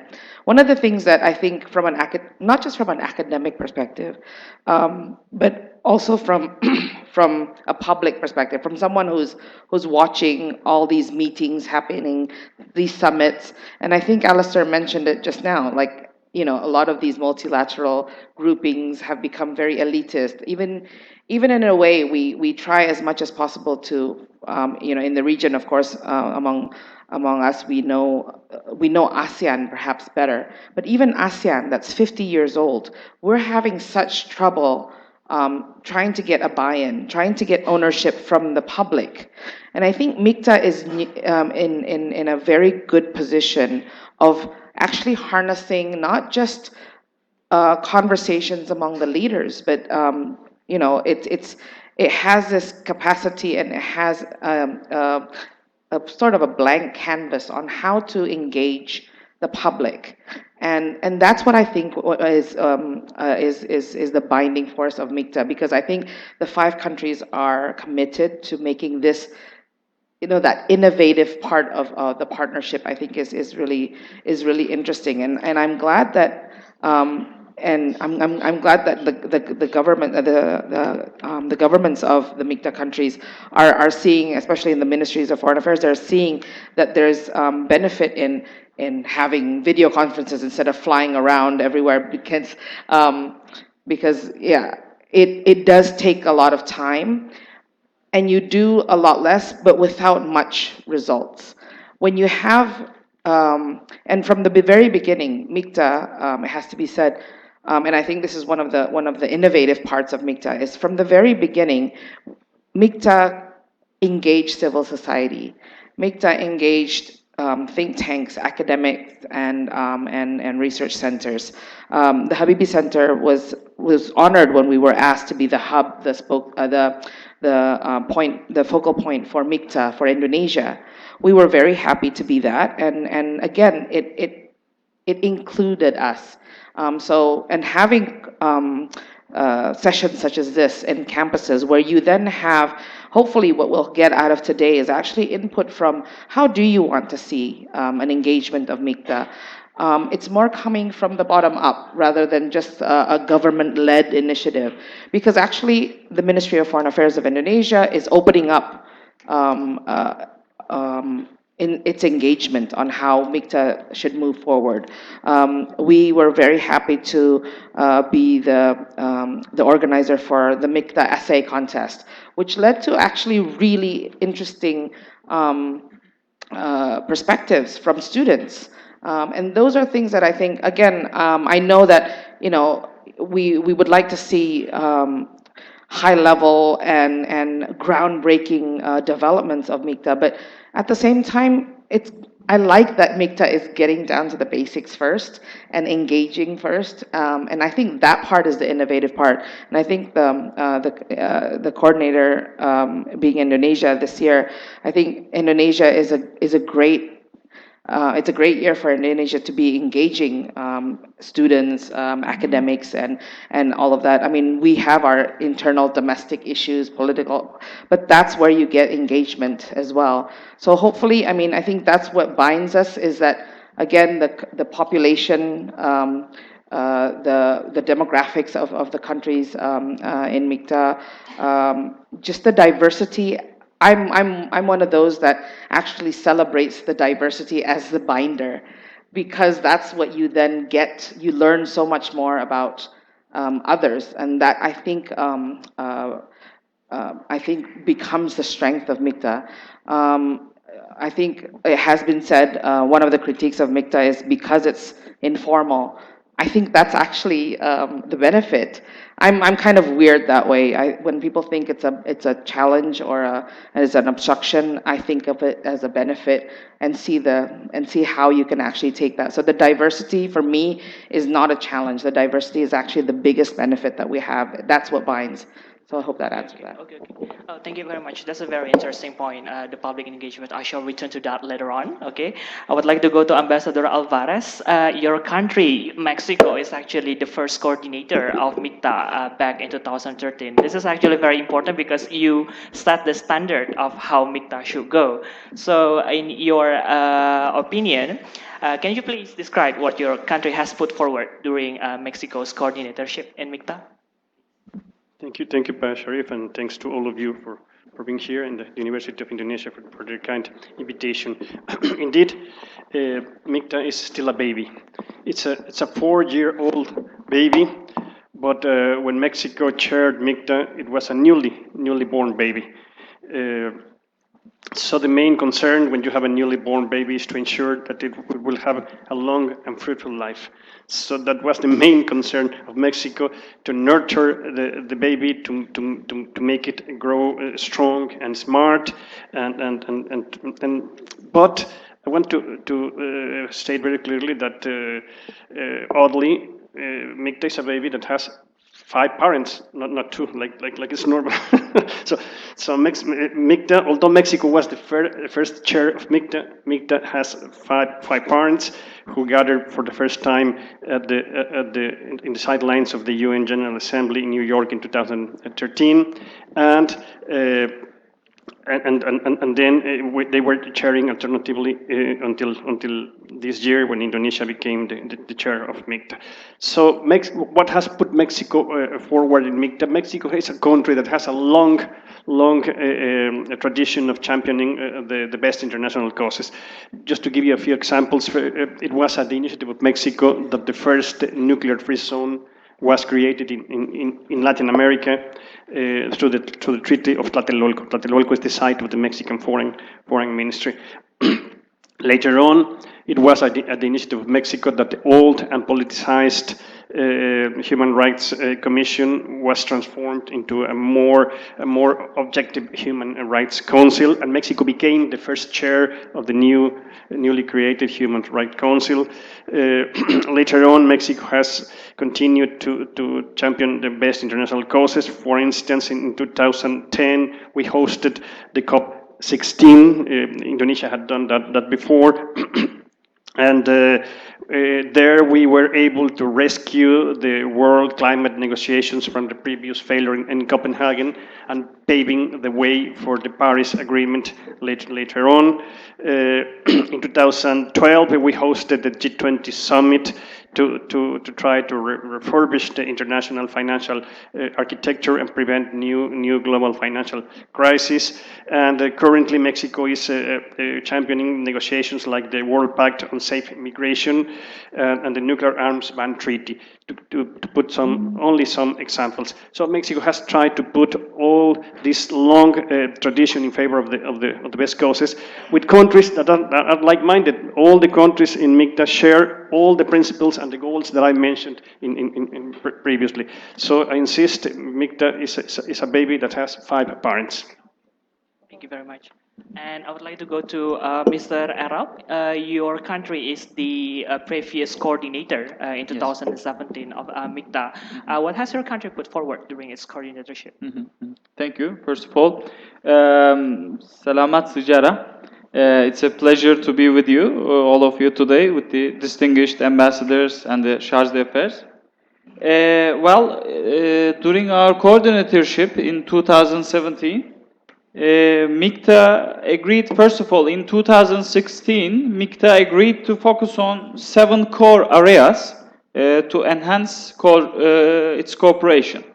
And Turkey aimed to make progress in furthering MIKTA cooperation on these core areas, with a particular emphasis on fight against terrorism, economic cooperation, and refugee crisis. I think those are the points that Mr. Cox mentioned in his speech, that in a world that we are living in now, the issues become transnational and become globalized, and it's no more one country's ability or responsibility to solve by itself. So in that sense, enhancing intra-MIKTA cooperation and improving visibility of MIKTA in global platforms are 2 equally important objectives of MIKTA. And Turkey organized high-level and expert meetings to make progress in achieving these objectives. Again, it's a point that Mr. Rahima mentioned, bringing the high-level officials and the experts in those fields together to discuss those matters, I think was an important achievement. And what we believe is that constant and active dialogue among MIKTA members are key to success. And MIKTA needs to be efficient enough to have a say on key global and regional issues while being flexible enough to adapt to the changing realities of the world and the priorities of the MIKTA countries. So what we try to do again during our coordinatorship to strike a balance between efficiency and flexibility that is needed to achieve active engagement of all MIKTA countries to promote our common agenda. Okay, thank you very much. And how about you, from Indonesia, Pak Febrian? I mean, Indonesia is now currently the coordinator of MIKTA. Everybody is excited, I believe, to wait Indonesia's innovation for MIKTA this year. Please. Well, thank you very much, Pak Sarif. Of course, I couldn't agree more to what have been mentioned by the previous speaker. Now that Indonesia has assumed its coordinatorship, I think the reason why the main theme of our coordinatorship is very much related to the reason why we become a become a country who established a MIKTA. If you know that the theme is mm, fostering creative economy and contributing to global peace. The reason why Indonesia joined MIKTA is very related exactly with the theme. When we start joining MIKTA at that time, we understand that we are living in a changing world where there are so many points of divergence. We have a deficit of point of convergence. So many things which is divide us. So many things which is make us in a two or even three group of a different ideas within the international community. Therefore, it's time for us. We need to have an effort where we can enrich the number of point of convergence. How we be able to identify what the thing that could unite us together rather than divide us.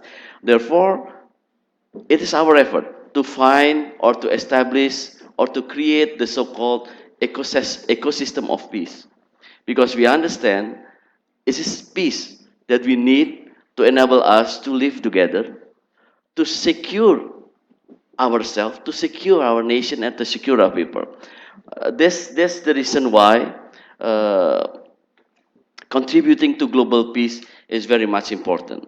Now, what we are going to do in our coordinatorship, of course, we understand that when I have to admit that we setting precedent when we start MIKTA, because we cannot get any previous precedent what kind of forum that we're going to do. This is the first of its kind. Its success and its failure is really up to us, five of us.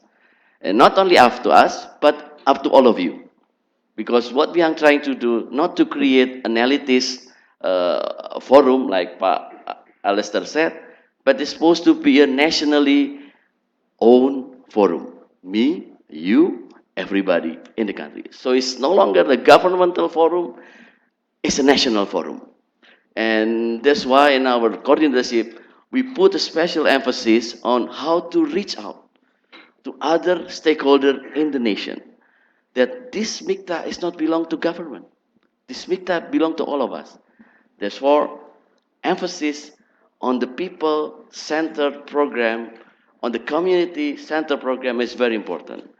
And this particular issue, we are firmly believe that if you can reach the academic community, you can reach the think tank community, and then you will have a very strong ally to move forward to make it as a nationally driven rather than government only driven. So this is the reason why in our coordinatorship we put a special emphasis on reaching out, and then we create a program which is very much familiar with what we have. So if you see there's a creative economy, for example.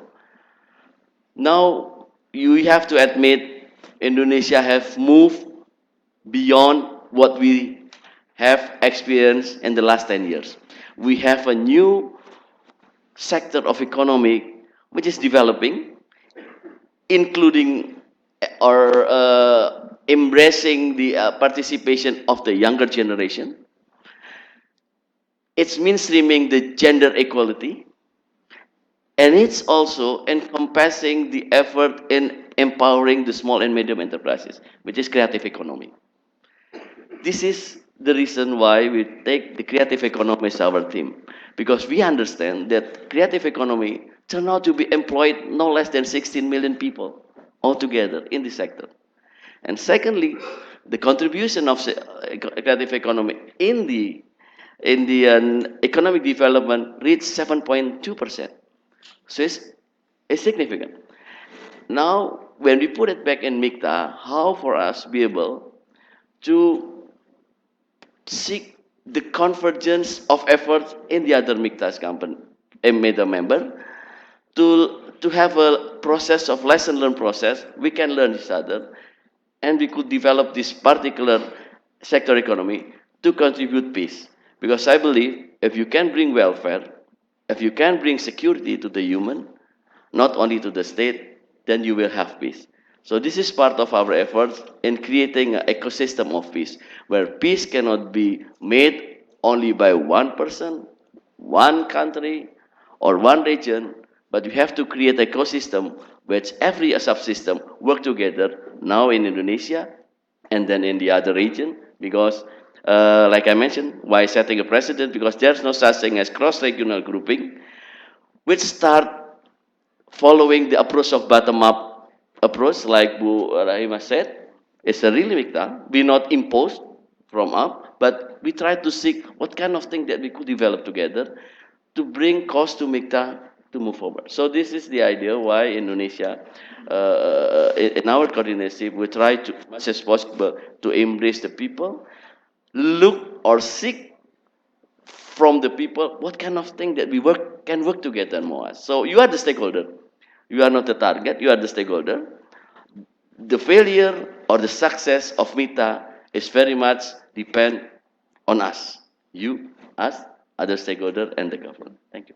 That's why today, this year's theme is fostering creative economy and contributing to global peace, right? Yeah, that's pretty much sum up your point. I would like to go to Pak Sofwan. Pak Sofwan actually is about to publish a book, an article on MIKTA, Beyond a Club for Middle Powers, MIKTA as a Global Policy Broker. This is a very interesting article, I believe. You mentioned here that MIKTA is part of middle powers. What does it mean by middle powers, and why do you classify MIKTA as middle powers? Well, yes. First of all, thank you very much for the opportunity. It is a great honor for me to be here in a very historic event, the first ever MIKTA goes to campus.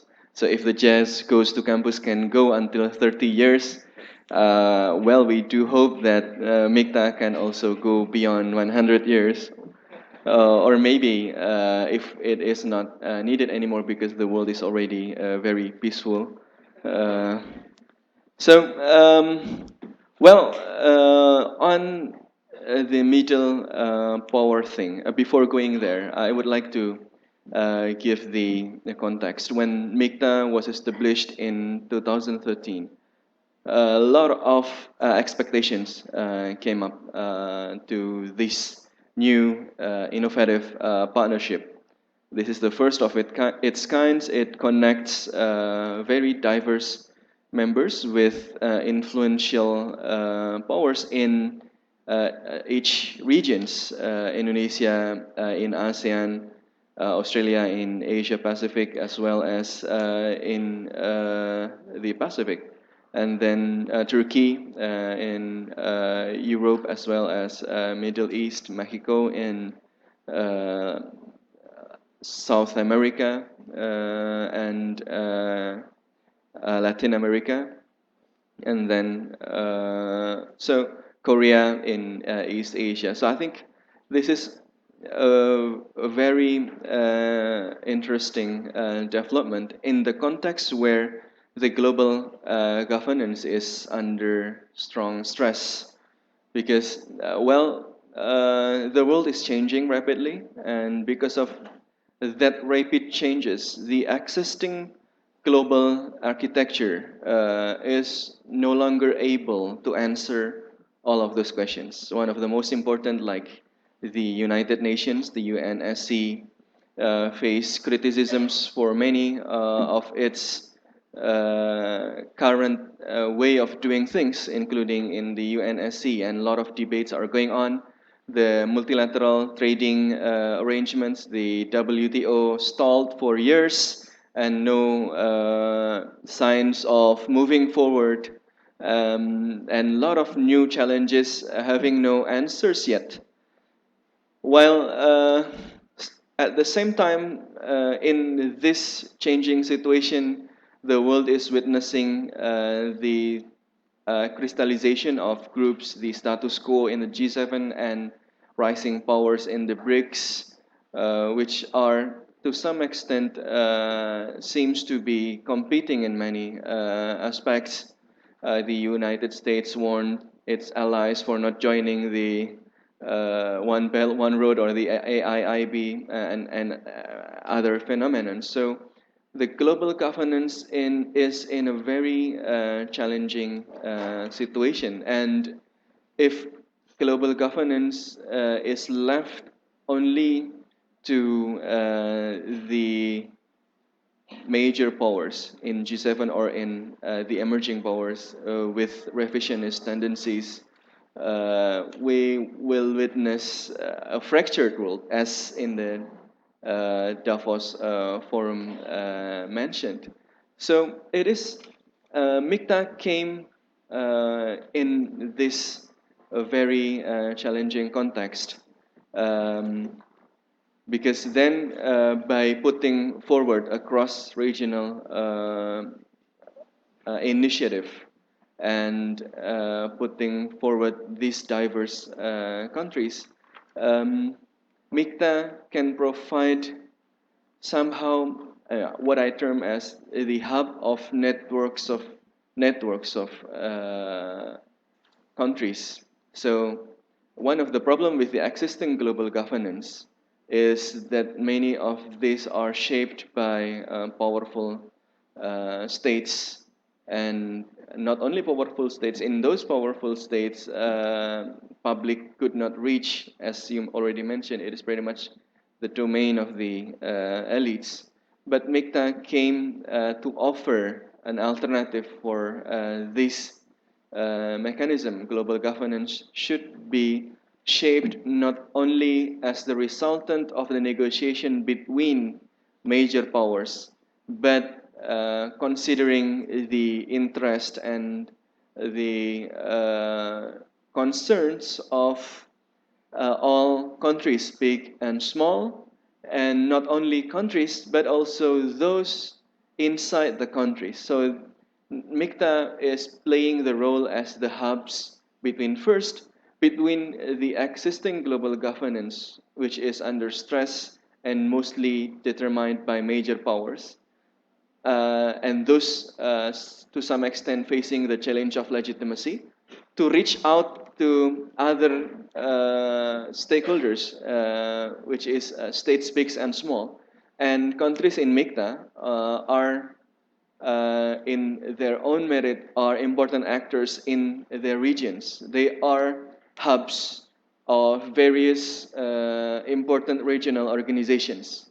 Indonesia is the hub in ASEAN, which is at the center of the East Asian regional architecture, the ARF, Asian plus 3. Indonesia is also in the OIC. Turkey is in the OIC, in NATO, in many other initiatives also, and as well as other countries. So MIKTA is not going to be the third block in shaping the global governance, but rather than being the third block, it can act as the connector between the existing global governance and the concerns of the global society as a whole. And the second level is not only the states as represented by the government, but also the public. So I think in that sense, MIKTA can play an important role. But then related to the middle power thing, I think rather than, how to say, dwelling too much on the concept of middle power, which is remains controversial anyway. Well, actually, my article is criticizing the over conceptualization of middle power in explaining MIKTA, while it is helpful to look at the potential impact of MIKTA because it's composed of not so major powers, but not small powers either. So it's a middle power, so it can be the bridge between different kinds of countries. But of course, that is an important aspect of MIKTA. But so far, academic discussions are too much focusing on that, too much focusing on middle powership or middle powerhood of the MIKTA members. It's only explaining what MIKTA is composed of, but it is not explaining what MIKTA should do in the future. So what I would like to say is echoing other speakers, MIKTA, rather than seeing it in terms of power by then identifying itself as the club for middle powers, it should see itself as the hubs of global network of stakeholders, a hub of global network of stakeholders in reshaping the global governance, which is under huge challenges. So I think that sums up my argument. So it connects big and small countries to be included in shaping the future global order, as well as connecting states and their stakeholders, the public, in also being involved in shaping the global governance. Thank you very much. Okay, thank you, Pak Sofwan. So basically, so far we all agree that MIKTA is part of the global governance in which the voices of the rest are being accommodated, so that it's no longer should be only the voices of the powerful, but also the voices of the emerging powers. So, which leads us to another issues. So, with this point in mind, if MIKTA has such kind of objective, then in your opinion, what are the most significant achievement of MIKTA until now? Maybe Mr. Alistair Cox would like to answer the question. Well, thank you, Sharif, for asking me again to make a comment. So far, I think MIKTA has concentrated on staging a number of ministerial meetings and then a range also of events that have sought to engage both, the political and civil society levels to try to build a habit of greater dialogue and cooperation between the countries. So having been founded in 2013, the objective has been to build routines of collaboration in important areas that we've been talking about so far. So we've had exchanges between, our foreign affairs ministers, and we've had regular foreign affairs minister meetings on the sidelines of other major meetings, as well as standalone foreign ministers meetings to discuss our shared concerns about a range of issues to help mitigate some of the problems we face and to look for opportunities. So there's an agenda of opportunities, like Fabrian says, and things like creative economy, new industries where we can stimulate opportunities, as well as manage some of the risks we all encounter, for example, transnational crime. So there's been that opportunity. Our trade ministers have met, and there's been interactivity between our trade officials, including at the WTO. We've made strong interventions to try to push for some progress on the multilateral trade agenda, which, as we've heard, is very stuck. And I think all of us benefit from an open, rules-based trading order and a more effective global trading order to boost our prosperity. We've been working together, joint statements on multilateral issues of shared concerns, and we've been reaching out to civil society, and we've been doing a lot of activities. You heard about the camp and other activities to try to boost engagement with civil society. And we've also been, boosting our bilateral relationships as well in the context of MIKTA. So I think the achievements so far are all about building those habits of collaboration and doing a range of activities. And last year in Turkey, the Turkish chair was very active in mounting a whole range of activities to create the dynamic of engagement, involvement, habits of cooperation to get people used to working together. And, as we build up that base of activity of working together, collaborating, even meetings like this, working together, that will then allow us to be more united in our shared common views on key issues.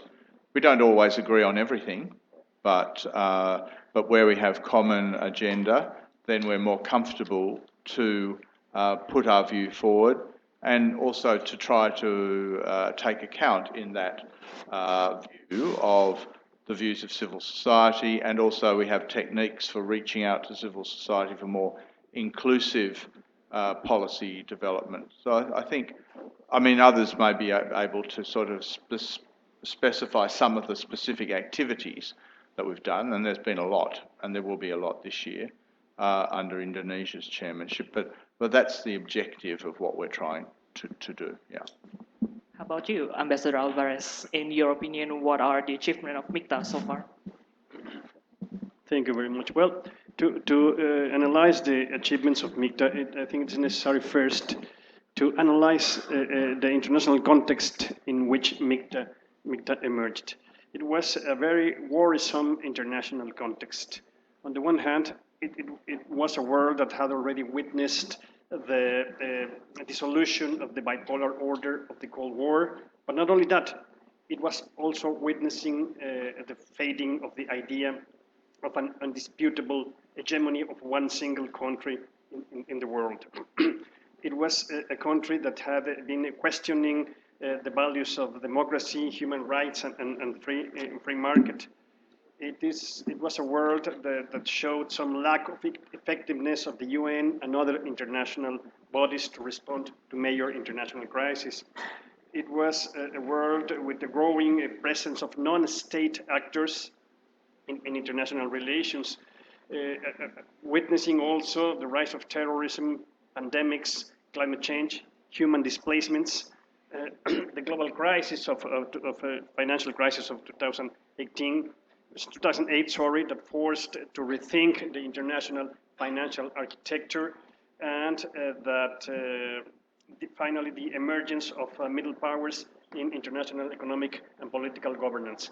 And we are precisely in that context. We are five middle powers, five creative powers that are not trying to challenge the international order. On the contrary, we are trying to support an international order based in the principle of equality of all states, and in the principle of multilateral solutions to global problems. So the main aim of MIKTA is support this fair, safe, and sustainable order, and MIKTA as such has been able to set the agenda for many discussions within different bodies like the G20, like the UN, and many other international bodies. So MIKTA is basically being composed of five middle powers. MIKTA is basically a bridge between the rich countries and the developing countries, and therefore trying to work together with all the international society. Unlike other international groupings, MIKTA is not a military alliance. It's not directed against any enemy. MIKTA is not an FTA, a free trade agreement, and it's not an economic fortress. MIKTA is not even an international organization. MIKTA is not costing to you, the taxpayers. MIKTA doesn't have a bureaucracy. It's not an international organization. MIKTA is not an ambitious group. MIKTA is not challenging the international order. Unlike other groupings, MIKTA is not. None of the MIKTA members are permanent members of the UN Security Council or aspire to be. None of us aspire to consolidate regional hegemony. On the contrary, we all accept to abide by the rules of the international order, by the rules of international law, and by supporting the multilateralism. In one single phrase, the main achievement of MIKTA is having consolidated as a space of certainty and rationality in a growingly uncertain and irrational world. That's a very interesting remark from both. So basically, MIKTA's achievements are habits of dialogues and cooperations and setting the agenda in G20, UN, and other bodies, a bridge between developing and developed countries. Although we must also say that MIKTA doesn't mean to challenge the current international order. Yeah, MIKTA is not that ambitious. MIKTA is still abide by the rule of the international order. If we take a look at the current international phenomena, we now acknowledge that the so-called anti-globalization is rising. What we witness is the rise of President Trump, for example, with his rhetoric of protectionism or the Brexit issues. What MIKTA can do in order to mitigate the issue? What does MIKTA's response in this particular issue? Maybe Mr. Park can help us answer the questions. Too difficult, right? You just diverted the question. let me think as soon as I'm talking my prepared answers. Okay, I fully agree with the ambassador and my colleague from Australia, and I'd like to pick up what you correctly mentioned. The G20, this MIKTA started from G20. There are 7 countries, very big powers, and then the emerging economies like BRICS, BRICS, Brazil, Russia, India, China, and South Africa.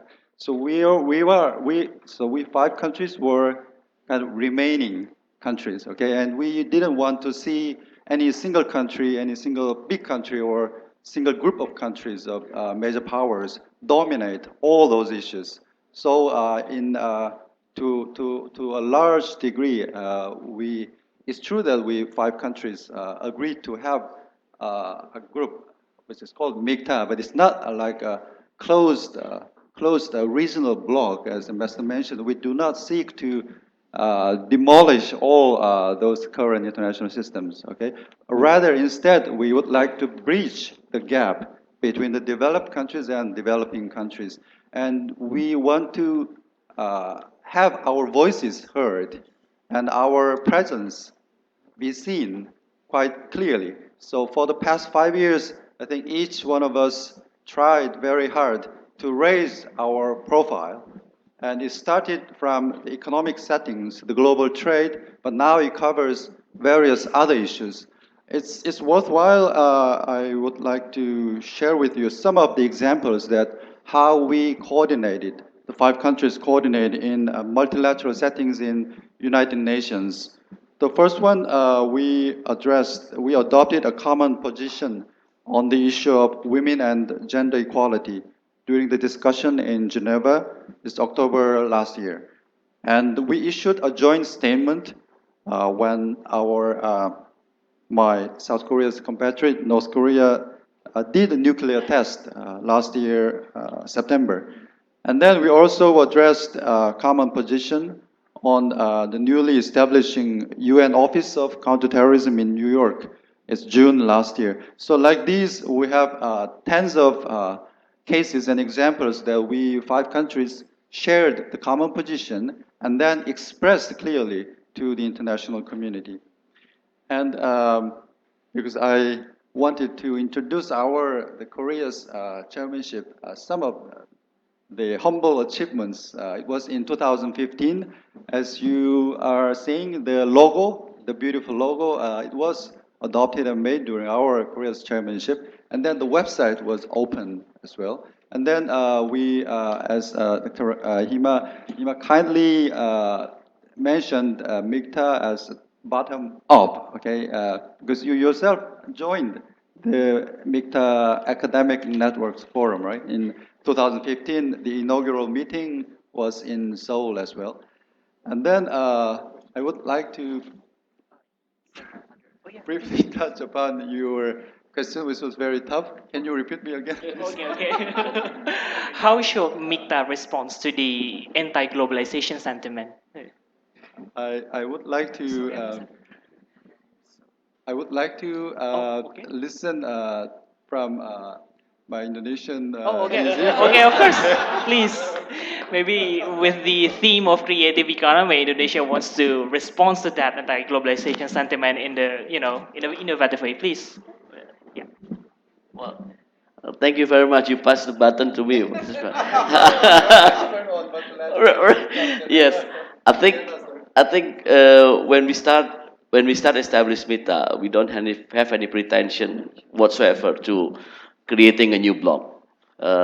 We are committed to multilateralism, and I think at that point, I don't want to associate my understanding on the anti-globalization, because I see it's not anti-globalization, but it's because sometimes at the global governance, some voices are not represented very well. So this is exactly the thing that sometimes people call it like anti-globalization. And what we have at MITA is very good because it's cross-grouping. I don't want to say middle power as well, like Pa Sofan said. I use the term of country which has an significant influential role in the region. Now, what we have now is 5 countries which has a significant influential role in the region, where we think we can be a bridge builder in the process of global governance.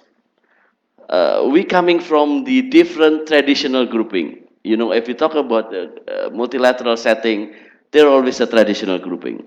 Australia, part of Western Europe, and other group, WEOC.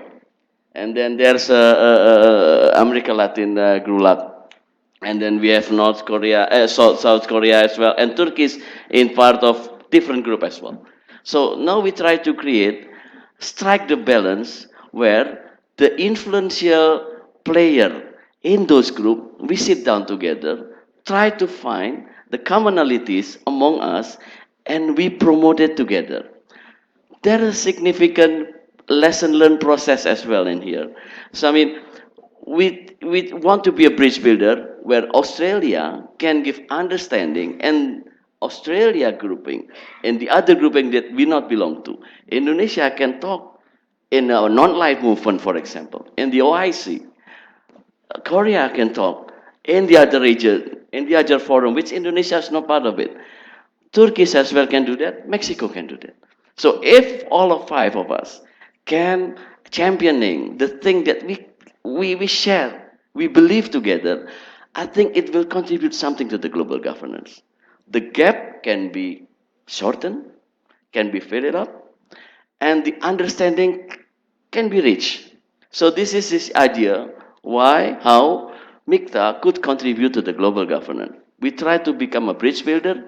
We want to become an honest broker, if I may say use that word.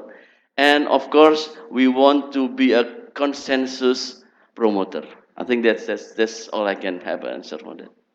But Elsa, you want to say something? Yeah, I think the question you've asked, and apart from Brian's answer too about global, supporting the multilateral order is critical, because the question you asked about anti-globalization or the phenomenon we see with Trump and so forth, I think is something that all these countries, all 5 countries, I think, have over the years been supporters of greater openness. We all have challenges, but I think all of us have benefited from openness, trade, openness to build our economies.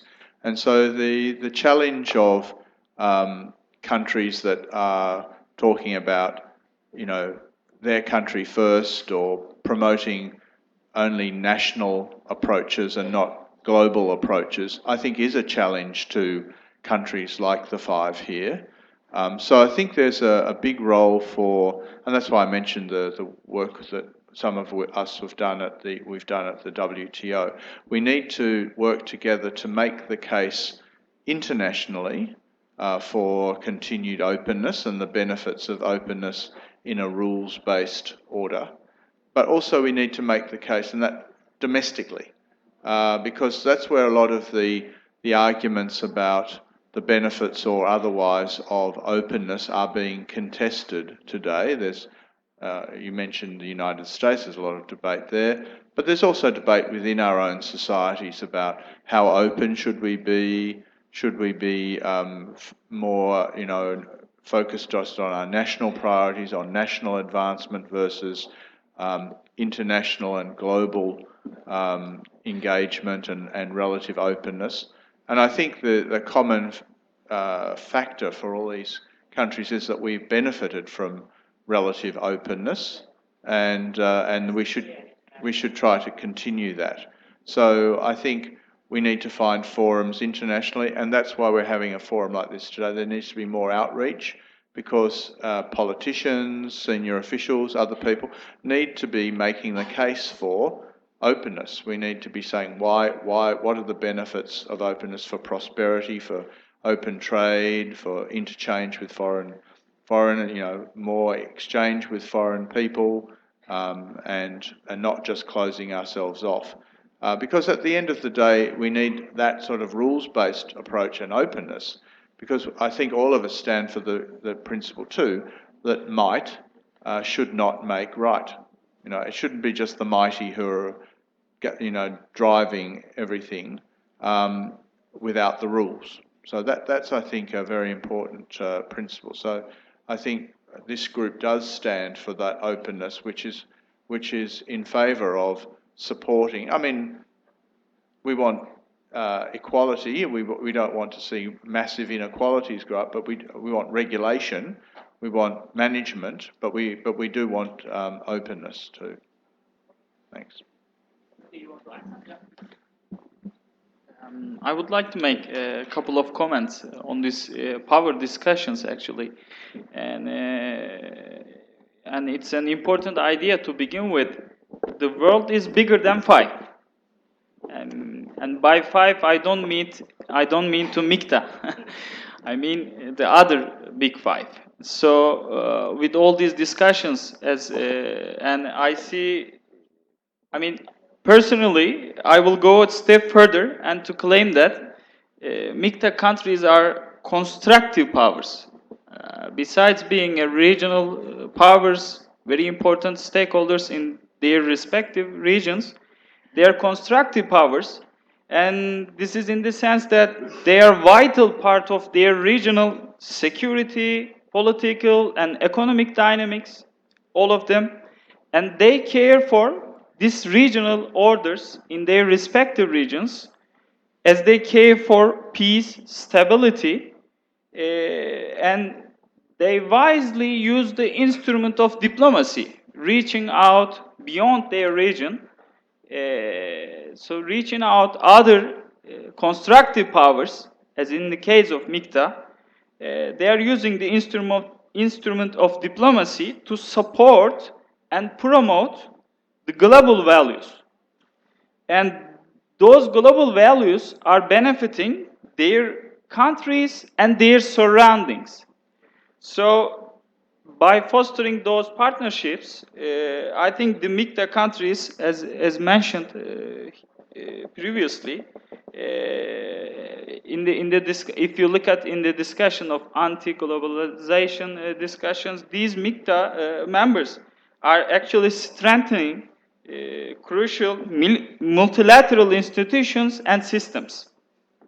So they are doing this as they benefit from the construction of peace, stability, and order I believe it's an important point to keep in mind as a reference point to understand MIKTA powers and those discussions related to power relationship or the current dynamics of the globalization and reactions to globalization, what we are having now. Thank you.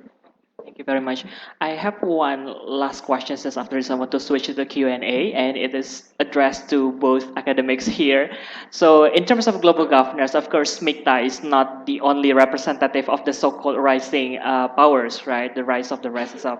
So how does MIKTA collaborate or even coordinate with other emerging institutions, for example, the G20 or the BRICS or some other? What do you think, Ms. Rahima?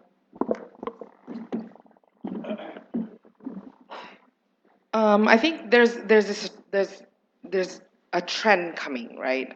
When you see all these different groupings, all these alternative groupings that are non-traditional in the sense of how they were created, you see them like MIKTA also trying to do this bottom up.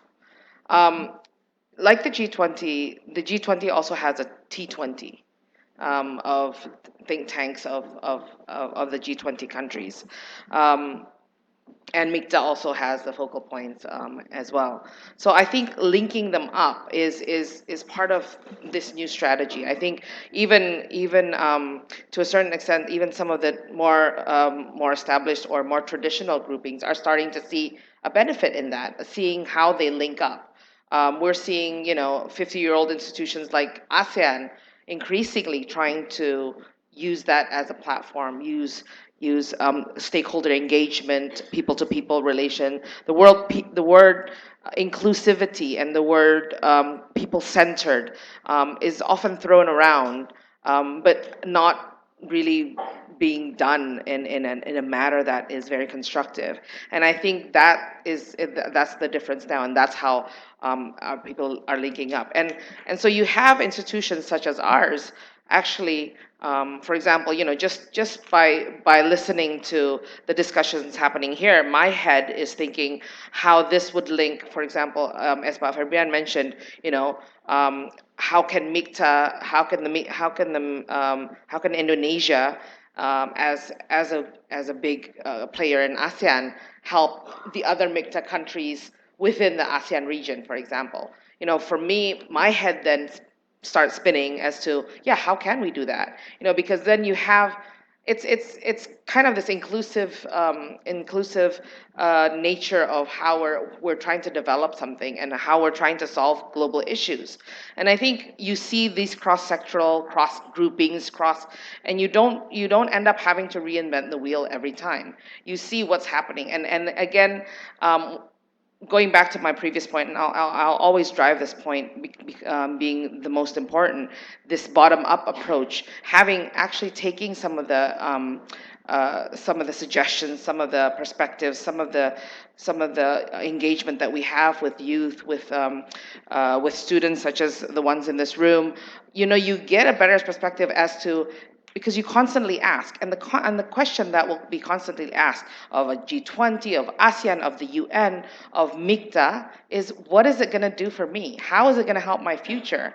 And that links all the groupings and their trying achievements with their lofty goals, with their trying to establish global peace and all of that. It boils down to what it does for the people. And then, of course, as Alistair mentioned, politicians are starting to listen more to what their constituents say through social media, whether it's through engagement, whether through conversations with them. And that's, I think, how we're trying to link up and making sure how we can make use of the different, having a MIKTA meeting at the sidelines of a G20 meetings. Of course, that's efficient because we're all part of the G20. So it's things like that that become efficient, and as well how Mexico or how Australia, how Korea, how Turkey can talk to Indonesia. Is like, look, I'm trying to get this thing through to ASEAN. How can Indonesia help? And I think it's a matter of just, it's not really reinventing the wheel. It's basically how we've been doing things in the past, but how to put it on a level of government and how to put it on a level of global in the global stage, and how getting academics and getting think tanks and getting universities involved, it helps link everything up, because we have the power a little bit more. I won't say power, that's a really dangerous word. We have the leverage and we have the freedom actually to reach out, and we have the freedom to be critical, and we have the freedom to, thankfully we have that freedom to be critical, and we have that freedom, phew. Hopefully we'll continue to have that freedom to be very critical on what the government is doing and what the MIKTA is doing, what other groupings are doing, and that's how you try to link all of them up. So that's where we see our role being played. Sofan, please. Yeah, thank you very much. Just a little addition to what Mbak Ima has mentioned. Well, I think it is important to understand MIKTA not as another BRICS or another grouping. It is not. It is important to understand that MIKTA tries to be something different from these groupings. It's not a new bloc. It is not a new alliance of emerging countries. Rather, it tries to be the bridge builder between differing interests, between status quo and revisionist, between developing and developed, between those involved in G20 and those who are not involved in the G20, between big and small countries, between different regions. So I think it is important to understand MIKTA as bridge builder, as the hubs of networks of stakeholders. This is what I love to use the word, the hubs of the network of stakeholders. It's quite similar to the idea of bridge builder, but it is not only about the bridge, it is about activating the nodes in the network. As Mbak Imah mentioned, how can, for example, those in ASEAN can get benefit from MIKTA and the networks from MIKTA opened by Indonesia, as well as how other regions can reach and create better partnerships with those connected through the hubs in MIKTA. So I think rather than looking at MIKTA as the third block, G7, BRICS, and then MIKTA, it is important to not look at MIKTA as such. MIKTA should shape itself as a more, how to say, constructive part, not part of the competing actors, but uh, as the bridge builders between those different aspirations, and by doing so, keeping the global governance working and even work better by trying to understand the perspectives of those differing interests of developed countries, of developing countries, of those in Europe, of those in Latin America, of those in Asia, of those in Pacific. By looking from those different perspectives, then I believe that MIKTA can offer something that might be different to push the stalemate in many issues in global problems that we are facing today. So, well, but of course, it is still very much up to us, up to MIKTA itself to be able to shape itself as those as that bridge builder. But can MIKTA do that?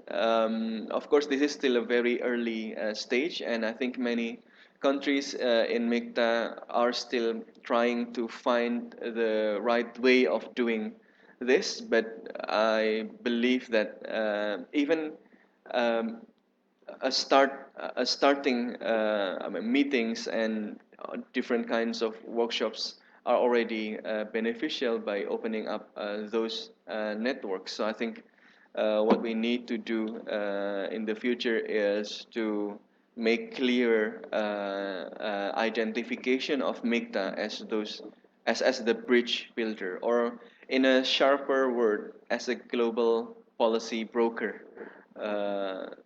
to push the stalemate, to push the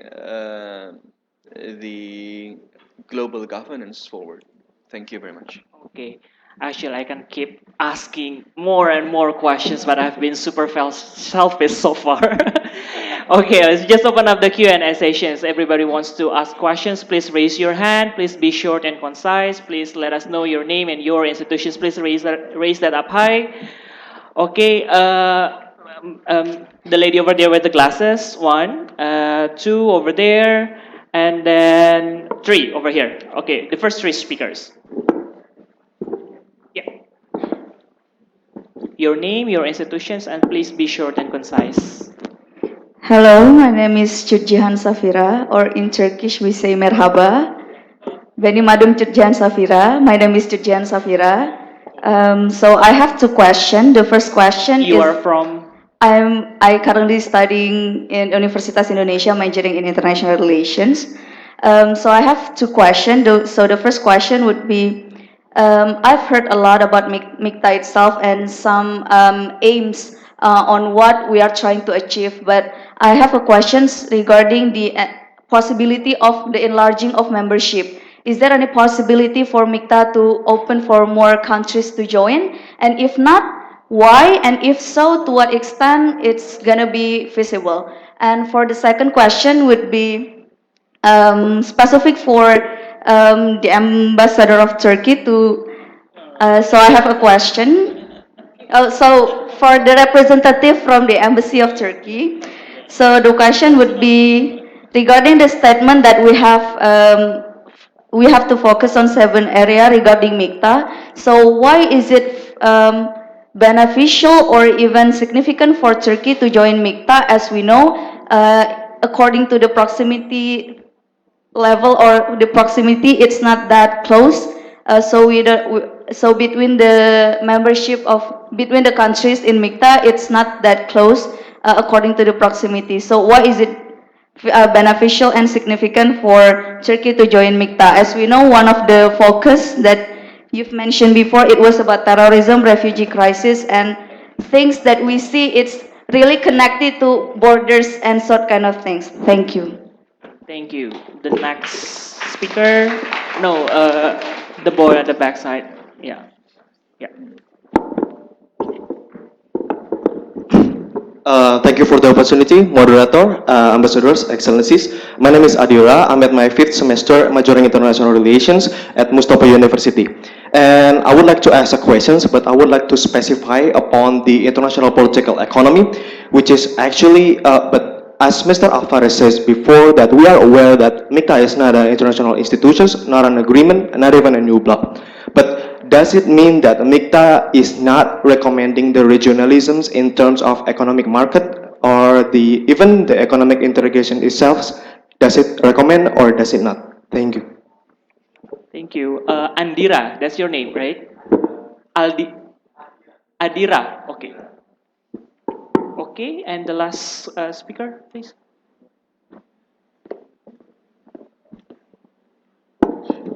Okay, Assalamualaikum warahmatullahi wabarakatuh. Good morning. Okay, I want to introduce myself. My name Ibu Enda. Yeah, I'm English lecturer of English Department ABA BSI. Yeah. Okay, this is the first time I join in this seminar like this. I so happy to meet a good person, a good people. Yeah. I think this is MIKTA. Yeah. MIKTA established on 2013. 13. Yeah. This is I think still a baby growing up. Yeah. 5 years old. I hope MIKTA so be success in the future. Yeah. Okay. I as educator. Yeah. As a lecturer. Yeah. I want to ask about how to MIKTA develop. We know that Indonesian education in Indonesia still crisis. Sorry because how to MIKTA, this is the title MIKTA Gaste Campus. What is the contents of the Gaste Campus? But how to MIKTA make a benefit effect in the Indonesian government, yeah, educator. For example, for the next, yeah, maybe the lecturer will change to study at the Australia. So sorry, maybe, yeah. We know of the flashback, yeah. In the 10 years ago, Malaysian people study in Indonesia. You know, we know that, but Indonesian people study to America. How to make the make a Basically, benefit how does effect? MIKTA Yeah, provide benefits for educational yeah. Maybe sector? Is MIKTA that the can make question? Okay. to improve benefit effect Okay, and the okay. educator in Indonesia. Okay. Okay, thank you very much. Thank you very much. Yeah, that's the first session. They are all important and interesting questions about open membership, possible open membership, and why is MIKTA important to Turkey specifically? Why will MIKTA promote regionalism, especially economic regionalism? And the last one, how does regarding impact? How does MIKTA provide benefits for educational sectors? Who wants to start first? I will not choose. Yeah, please, please. Of course, please. Yeah. First of all, you referred to some themes, and I mentioned them. I didn't mention them in my speech. And if you look at those 7 core themes that agreed by MIKTA members to be decided as the important areas to improve their cooperation. And if you look at those 7 core themes, I can name them. First, counterterrorism, global security, trade and the economy, energy governance, good governance and democracy, gender equality, sustainable development, and peacekeeping. So the issue is here is not really just one area that Turkey or other members just focusing on during their coordinatorship. So what Turkey has chosen, as you mentioned, the refugee issue is one of the most important issues in our geography and all over the world. So that's why this one of the themes comes up among the others. And what is MIKTA for Turkey then? Your question. I mean, it has a basic answer that we are discussing here for the last hour. And because from our point of view, MIKTA is based on common interest in strengthening multilateralism, supporting global efforts and stability and prosperity, and facilitating pragmatic and creative solutions to the regional and global challenges. So that's why Turkey is a part of MIKTA with this main idea. Thank you. Okay. And Pak Febrian, please. Okay, On open membership, yeah, enlargement. I yeah. try to answer the question on the possibility of enlargement of membership in MIKTA. As if I may refer to what we mentioned by Ibu yang terakhir, Ibu Enda, that MIKTA is still 5 years old. It's still at the, I think we call it toddler, right, in English, right? Toddler. So toddler and no mother, no father, because we we create MIKTA without precedent. And of course, as a toddler, we don't know where to go and how to go. And we learn among ourselves. And the most important thing is that we still don't know whether we're going to have another sister or brother. So, because it's really up to us. Now, if I may say that now the priority of MIKTA is consolidate itself. It make it visible to the national stakeholder or international stakeholder. I think at this stage, we still do not have any intention to discuss the enlargement. Of course, for MIKTA, sky is the limit. Anything can happen. I don't know whether if you ask me in the next 15 years, I will have the same question. But for sure, at this stage, we still need to consolidate ourselves. We still need to make sure that our forum can best deliver what we are aspiring to. And of course, it's really more like on the necessity basis activities. We are growing at the pace comfortable to all of us, to five of us. So I think it's very difficult to prejudge whether there will be enlargement or not. But let's make a full use of our establishment now and try our best. If there's a need arises at the later stage, I think all of MIKTA countries will have a time to discuss it, consider it further. So I don't want to create a big house, for example, but what do you need in a house? Do you need a small house? If it's now for us sufficient small house can accommodate all of our activities, so be it. But the next 5 years we don't, or next 15 years we don't know whether we're going to need a bigger house or not. Let's give the discussion into the next stages of MIKTA. I think that's I can answer. I don't know whether our other colleague have us ideas on that particular. Please, Pak Mr. Mark, Mark. please. Yeah, please. For the second question, yeah, the same context, we fully agree with Fabria mentioned. I think you touched upon very important, in a way, academic, but and quite practical. We have lots of regional institutions these days. In East Asia, we have like ASEAN and South Korea, China, Japan. We all ASEAN Plus 3 and East Asia Summit, EAS, and in a wider region, Asia Pacific Economic Cooperation, APEC, and Turkey and Mexico as well. In each region, lots of regional institutions, but 5 countries, MIKTA, we can say is cross-regional. So we are not based in one continent. We are separated continents and regions, but this is very innovative. So we are quite different from pre-existing and bigger institutions, regional institutions. So we can be innovative and creative. So we actually don't know what we are heading into, but we have a vision statement as we discussed. We try to bridge the developed and developing countries, but whether we seek a kind of regional bloc, similar to regional bloc, or closed system of like customs union, we have a long way to discuss. And I would like to respond to the third question, the benefit. Actually, we have quite intensively discussed what kind of benefits, in a way, what we can be people-centered or pro-people MIKTA could be.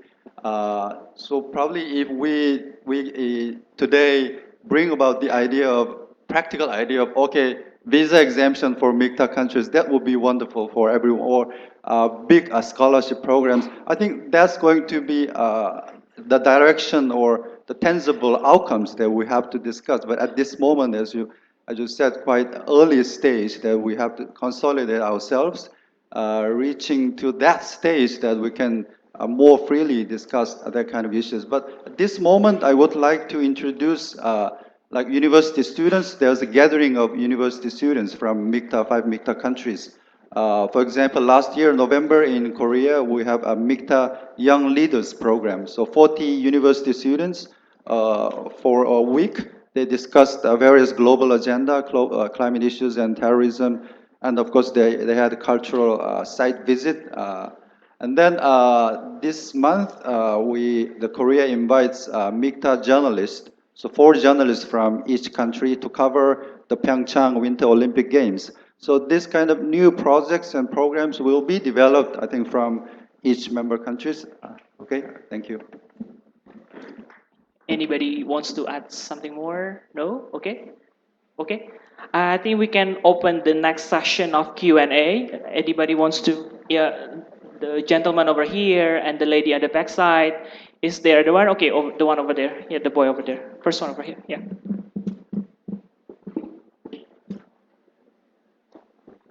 Good morning, His Excellency. My name is Faya from onlinemediadetic.com.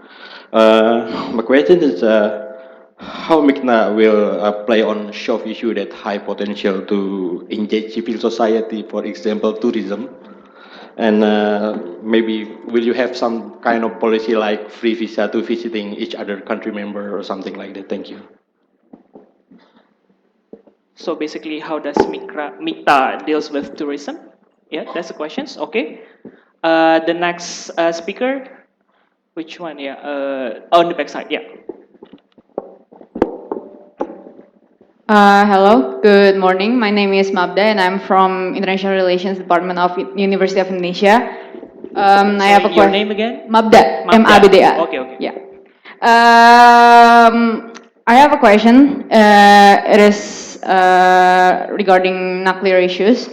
Considering that one of the MIKTA members is currently facing nuclear crisis and the world in general is facing a global nuclear threat as well. So I would like to ask, how does MIKTA address nuclear issues, especially considering that in the beginning, in the video that is presented in the beginning, it is mentioned that MIKTA also addresses nuclear non-proliferation issues. So how does MIKTA address nuclear issues, and what are the proposals or initiatives that MIKTA has come up with in order to address such issues? Thank you. Okay, how does MIKTA address nuclear issues? That's the questions. The last speaker, the gentleman on the left side, my left side, please hand him the microphone.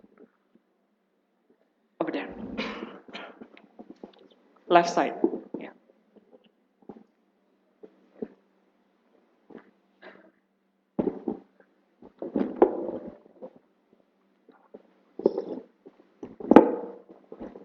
Okay, thank you. My name is Muhammad Akbar Rahmadi.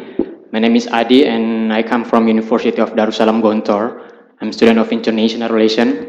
So In East Java, right? yes, Yeah. absolutely. Okay. I have question here to Mr. Ambassador of Mexico. Hola, Mr. Ambassador. So what is challenge? What exactly the challenge for Mexico, especially for ambassador of the representative of Mexico of Indonesia, to promote our common goals in Indonesia, to promote several policy of Mexico to people of Indonesia, especially in the term of MIKTA, that Mexico also has several challenges in order to prevent your neighbor country like United States of America. So the second is to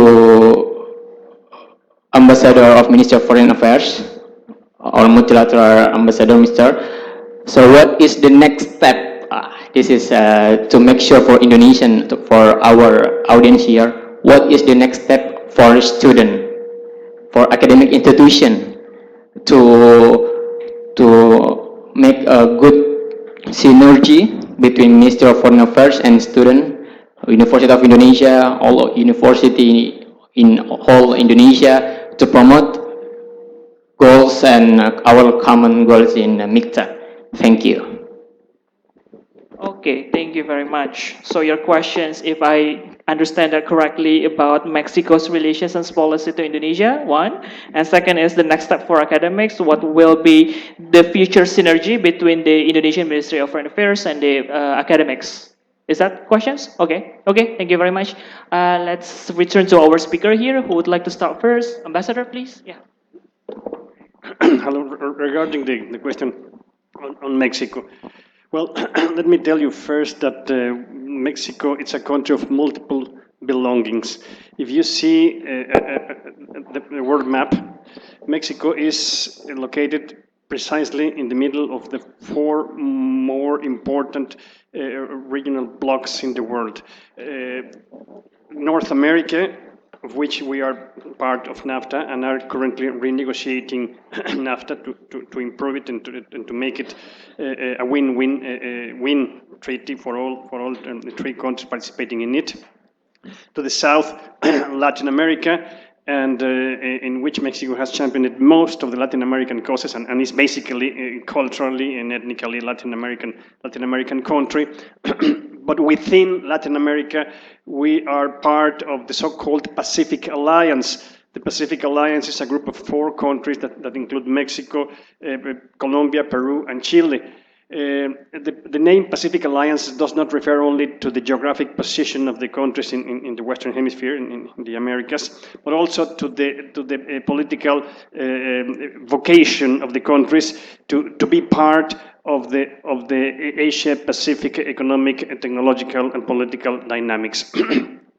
To the west, to the east, to our east, we have an FTA, not only an FTA, we have an association agreement with the European Union that includes a political dialogue, includes technical cooperation, and of course includes an FTA, a free trade agreement, in full operation with the 28 European Union countries. And we are also in the process of finalizing the renegotiation of this treaty to make it even more fruitful for both parties.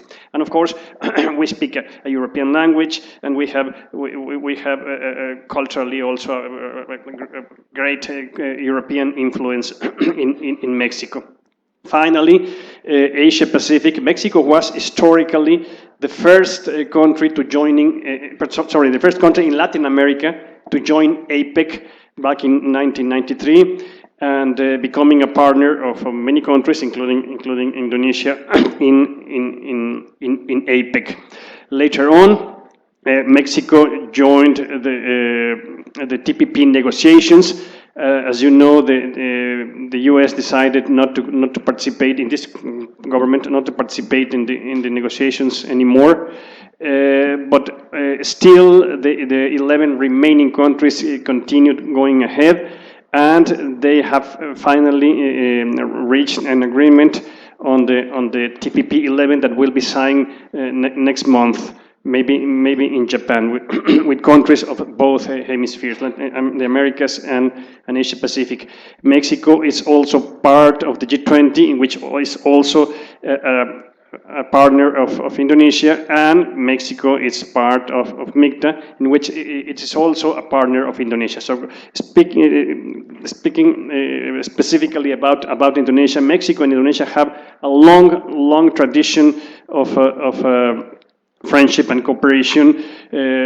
President Sukarno, the founder of the Indonesian state, visited Mexico 3 times, and you have to remember that at that time, in the 60s, in the early 60s, it was not common that presidents made such a long trip crossing the oceans to visit other countries. Well, he did it, as well as the Mexican president at that time, President Adolfo López Mateos.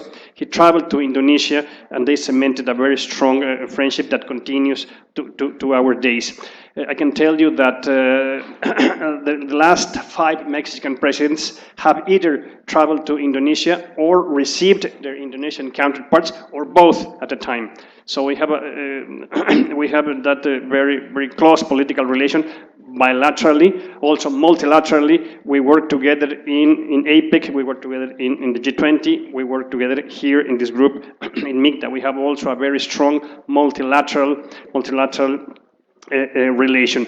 So what do we have to do? Well, we still have to strengthen our economic, educational, technical, and cultural relations.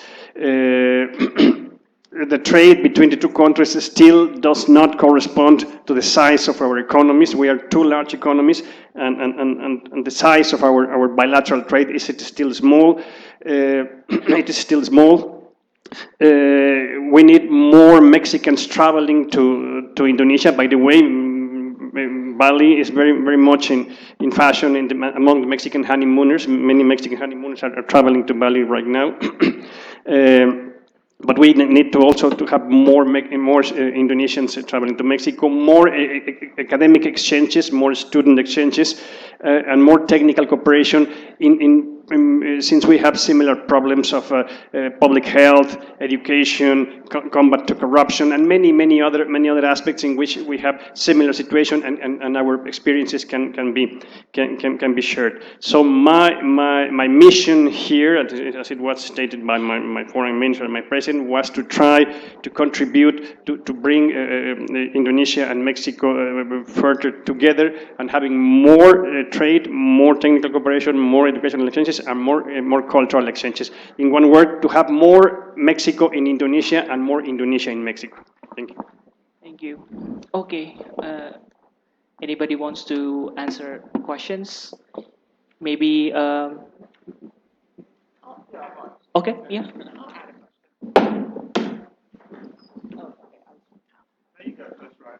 Okay. Actually, this is a little bit of a question on behalf of the public, as well as in response to a question that was already mentioned, because the question was asked on tourism, on how we enhance tourism, and this is a question that I get asked, although I don't have that capacity to answer. So I'm going to use this platform to ask the question. One of the things that we try to promote, of course, is interaction between the peoples of the countries of MIKTA. But the question I always get asked is, of course, on the issue of the visa. I think currently what we have is, and I think Turkey, we can get visa on arrival. Yep, with the electronic visa, e-visa. In 10 minutes, exactly. I've done it. It's actually a really good thing. Go to Turkish Airlines and you can do it. And then, but it's not so easy for us to go to Korea and Australia. And I'm not sure. I've not been to Mexico. Hint, hint. We're not sure how easy it is for us to go to Mexico, but for sure, for me to attend the MIKTA events in Korea and as well in Australia, I don't have that difficulty because I know Mr. Park getting a visa. But that's not the case for many Indonesians who want to visit Korea, Australia, and hopefully Mexico more. Okay, yeah. Mr. Mr. Cox first. Thank you. Just on the question about tourism, I think that is an area of real potential development for the MIKTA countries and very consistent with the kind of work we've been doing in areas like supporting the creative economy, for example. And that's why I think certainly Australia, but I suspect other MIKTA countries too, will be supporting Indonesia's hosting of the World Conference on Creative Economy in Bali on the 4th to 6th of May in Bali. And we'll be looking for more events that link up young people and innovators, entrepreneurs, to encourage tourism with a purpose. So we've already done events like the MIKTA Innovation Group, which has encouraged young innovators to get together, and we've also had meetings of young entrepreneurs and venture capitalists and investors, both virtually and through meetings. We've had groups getting together to look at disaster risk mitigation.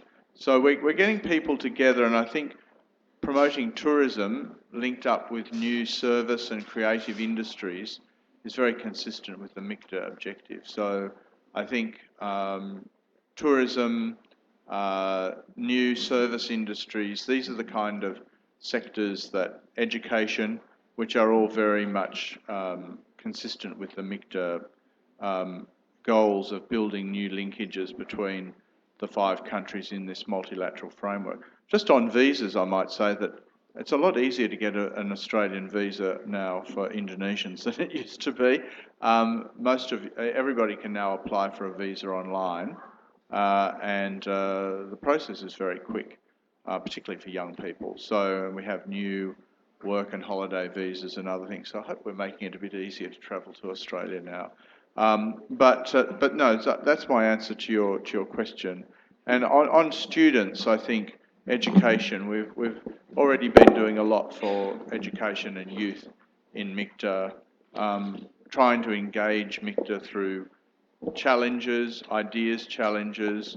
There was a MIKTA Education in Emergencies challenge, which was a call for ideas for improving education for children, particularly girls caught up in humanitarian emergencies. So I know Indonesia and Australia and others have been working. We're all very concerned about the situation of the Rohingya on the border with in Bangladesh. So again, we're interested. Indonesia's been leading a humanitarian operation with others in Cox's Bazar, and President Jokowi was recently there. So again, we're looking, MIKTA is a way, a vector through which ideas can come from young people, even like such as yourselves. How better can we reach out to and help people in humanitarian crisis? Because as we were saying, this is unfortunately the new world order is we're seeing more crises. There's less preparedness sometimes of the bigger powers to step in to either stop or prevent or manage crises.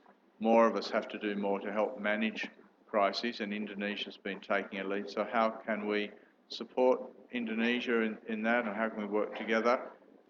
There's going to be many more of these humanitarian crises. So I think that's one way for students and young people to definitely get involved with ideas and sharing ideas and getting things into the policy making thinking. Thanks. Thank you. I try to share a thought on the a couple of questions. The first is by Mas Fayar on the tourism.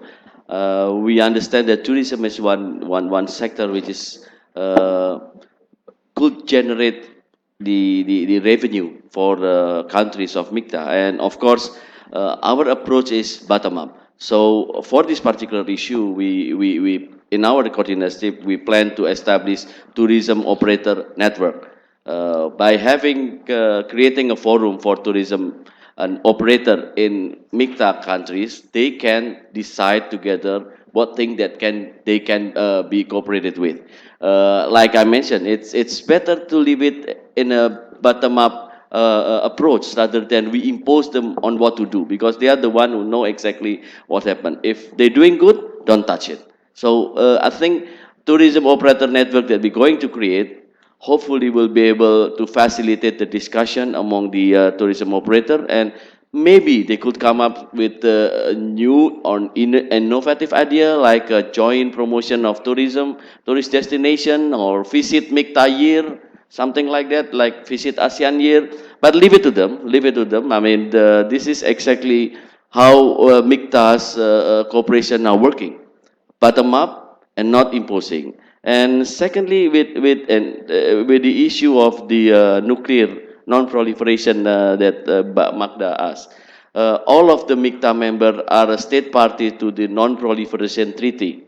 So it means that all of MIKTA members, they against nuclear weapon, they against proliferation of nuclear weapon, and they promoted the peaceful usage of nuclear energy for the civil application. So it's very clear. All MIKTA's member are member of NPT, which is the single proliferation treaty on that we are enjoying, because there are another one, but not all of us are member of this.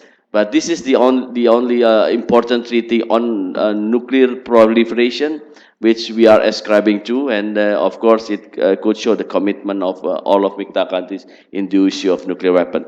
And last but not least, Mas Adi, about the academic institution, what can we do? Of course, goes to campus is one of it. And secondly, we have also in MIKTA flagship by the Mexico about the academic network meeting. This is a meeting where the academic network are together in one place, and they discuss what kind of thing that they can do. So again, you see the approach is bottom up. The approach is let the people, the stakeholder meet, let them decide what is good for them. So rather than the good thing become the latest group in existence is that you can learn from other people's shortcoming, not mistake, shortcoming. So it's good. We understand this will be a new approach. Now it's more civil society driven activities rather than government imposed activities. So let's experimenting with MIKTA. Let the society, civil society, academician do their part in balance with the government. Government just facilitate, civil society no better than the government in their expertise. And of course, we can also initiate like a debate, for example. debate among the student in MIKTA. We have debate and the national level, and then at the end, the representative of the national student, they can go at the MIKTA level. So that's one thing. I mean, please come up something, teman-teman di universitas, to us, to Indonesia, to our coordinatorship. We are waiting for your innovative idea. What kind of thing that you need and you think we can help you? That's it. Thank you very much. For Mr. Park, please. Thank you. Sorry, but can I see the student who raised the second question? Okay. Please stand up. But you didn't specify the country name, right? But is it, just for the record, is it Korea Utara, right? So I'm from Korea Selatan. Okay. Because this may be another hours long discussion probably. There are probably two dimensions: the global level, global regime or global nuclear non-proliferation regime, and then another dimension, inter-Korean relations. Of course, the two dimensions very much closely linked. In Korea, as of today, and for the next few weeks, we are celebrating. I mean the whole international community, the Winter Olympic Games, first ever in Pyeongchang, Gangwon Province in Korea. Very luckily, we have our Korean friends, cheering squads and orchestra ensemble, and some athletes actually coming. And we'll see what will happen, because yesterday Pyongyang announced the younger sister of the leader, young leader Kim, she will come to Pyeongchang. And then nearly at the same time, we heard President Donald Trump, his daughter will come to Pyeongchang. So we'll see what will happen. But for international dimension, we 5 MIKTA countries strongly share the nuclear non-proliferation regime, or the NPT, Nuclear Non-Proliferation Treaty. NPT regime should be upheld without any exception. Of course, we are facing the hard reality that the P5 countries and some other more countries possess nuclear weapons, but that's a totally different story, and we are upholding the NPT regime. And we have issued the joint statement when our North Korea did test nuclear weapons and test its delivery vehicles, the long-range missiles. So ASEAN, the nuclear-free, Southeast Asian nuclear-free zone, whereby Indonesia joins as one of ASEAN member states, and then Mexico as well, as Mexico ambassador already explained. And with Korea, we already announced a long time ago nuclear-free Korean Peninsula, and Turkey and Australia as well. So I'm saying again, the MIKTA 5 countries are the strong supporter of non-proliferation regime. And then let me finalize just simply the sanction issues, because this MIKTA joint statement is not the only or the most influential, because we have further resolutions by the United Nations Security Council, whereby all UN member states should abide by. And then the ASEAN statement and the ASEAN Plus 3 statement, EAS statement. So the MIKTA statement is another addendum to those efforts to give a strong message to Pyongyang that this is a wrong direction. They should change their mindset. They should change their strategic calculations to come to the dialogue table. So the sanctions and pressure are not the purpose itself. So through the sanctions, through the pressure, we hope they are coming to the negotiating table. And then this evolving event in Korea as of now, we believe this is the outcome. Even though we have still a long way to go, this is the outcome of such pressure and sanctions. So in so doing, we promise we'll keep closely consult and coordinate the positions with MIKTA countries and other international community. Thank you. Thank you very much for all distinguished speakers. That's pretty much wrap up today's discussions. I would like to conclude by saying that in this current context of multilateral, multipolar, and globalization setting, MIKTA actually offers a new innovative partnership. As we can see that MIKTA actually offers a bottom-up approach in which MIKTA engage the academic sector. MIKTA also fosters habits of dialogue and cooperation. MIKTA also become the bridge between developing nations and also set the agenda in G20, United Nations, and some other institutions. And MIKTA also wish to be the supporters of openness and trade and to be the global policy broker. Okay, thank you very much for all the distinguished. Okay, one more. Okay, please. I think you missed one thing. Oh, one thing. MIKTA is the guardian of multilateralism. MIKTA is the guardian of the multilateralism. Give a round of applause. Again, this pretty much ends today's discussions. Thank you all for coming. Hopefully we can meet again in the next collaborations between the Department of International Relations and the Ministry of Foreign Affairs in arranging discussions and seminar. Bye-bye. Thank you. I'm amazed that a lot of things has been happened since the beginning of. Yeah. One more group photo. And it's very interesting to see, Yanti, that it's the anticipation and excitement. There's still post quiz and gift and also certificates to be given to participants. Please hold still for a moment because we're not done yet.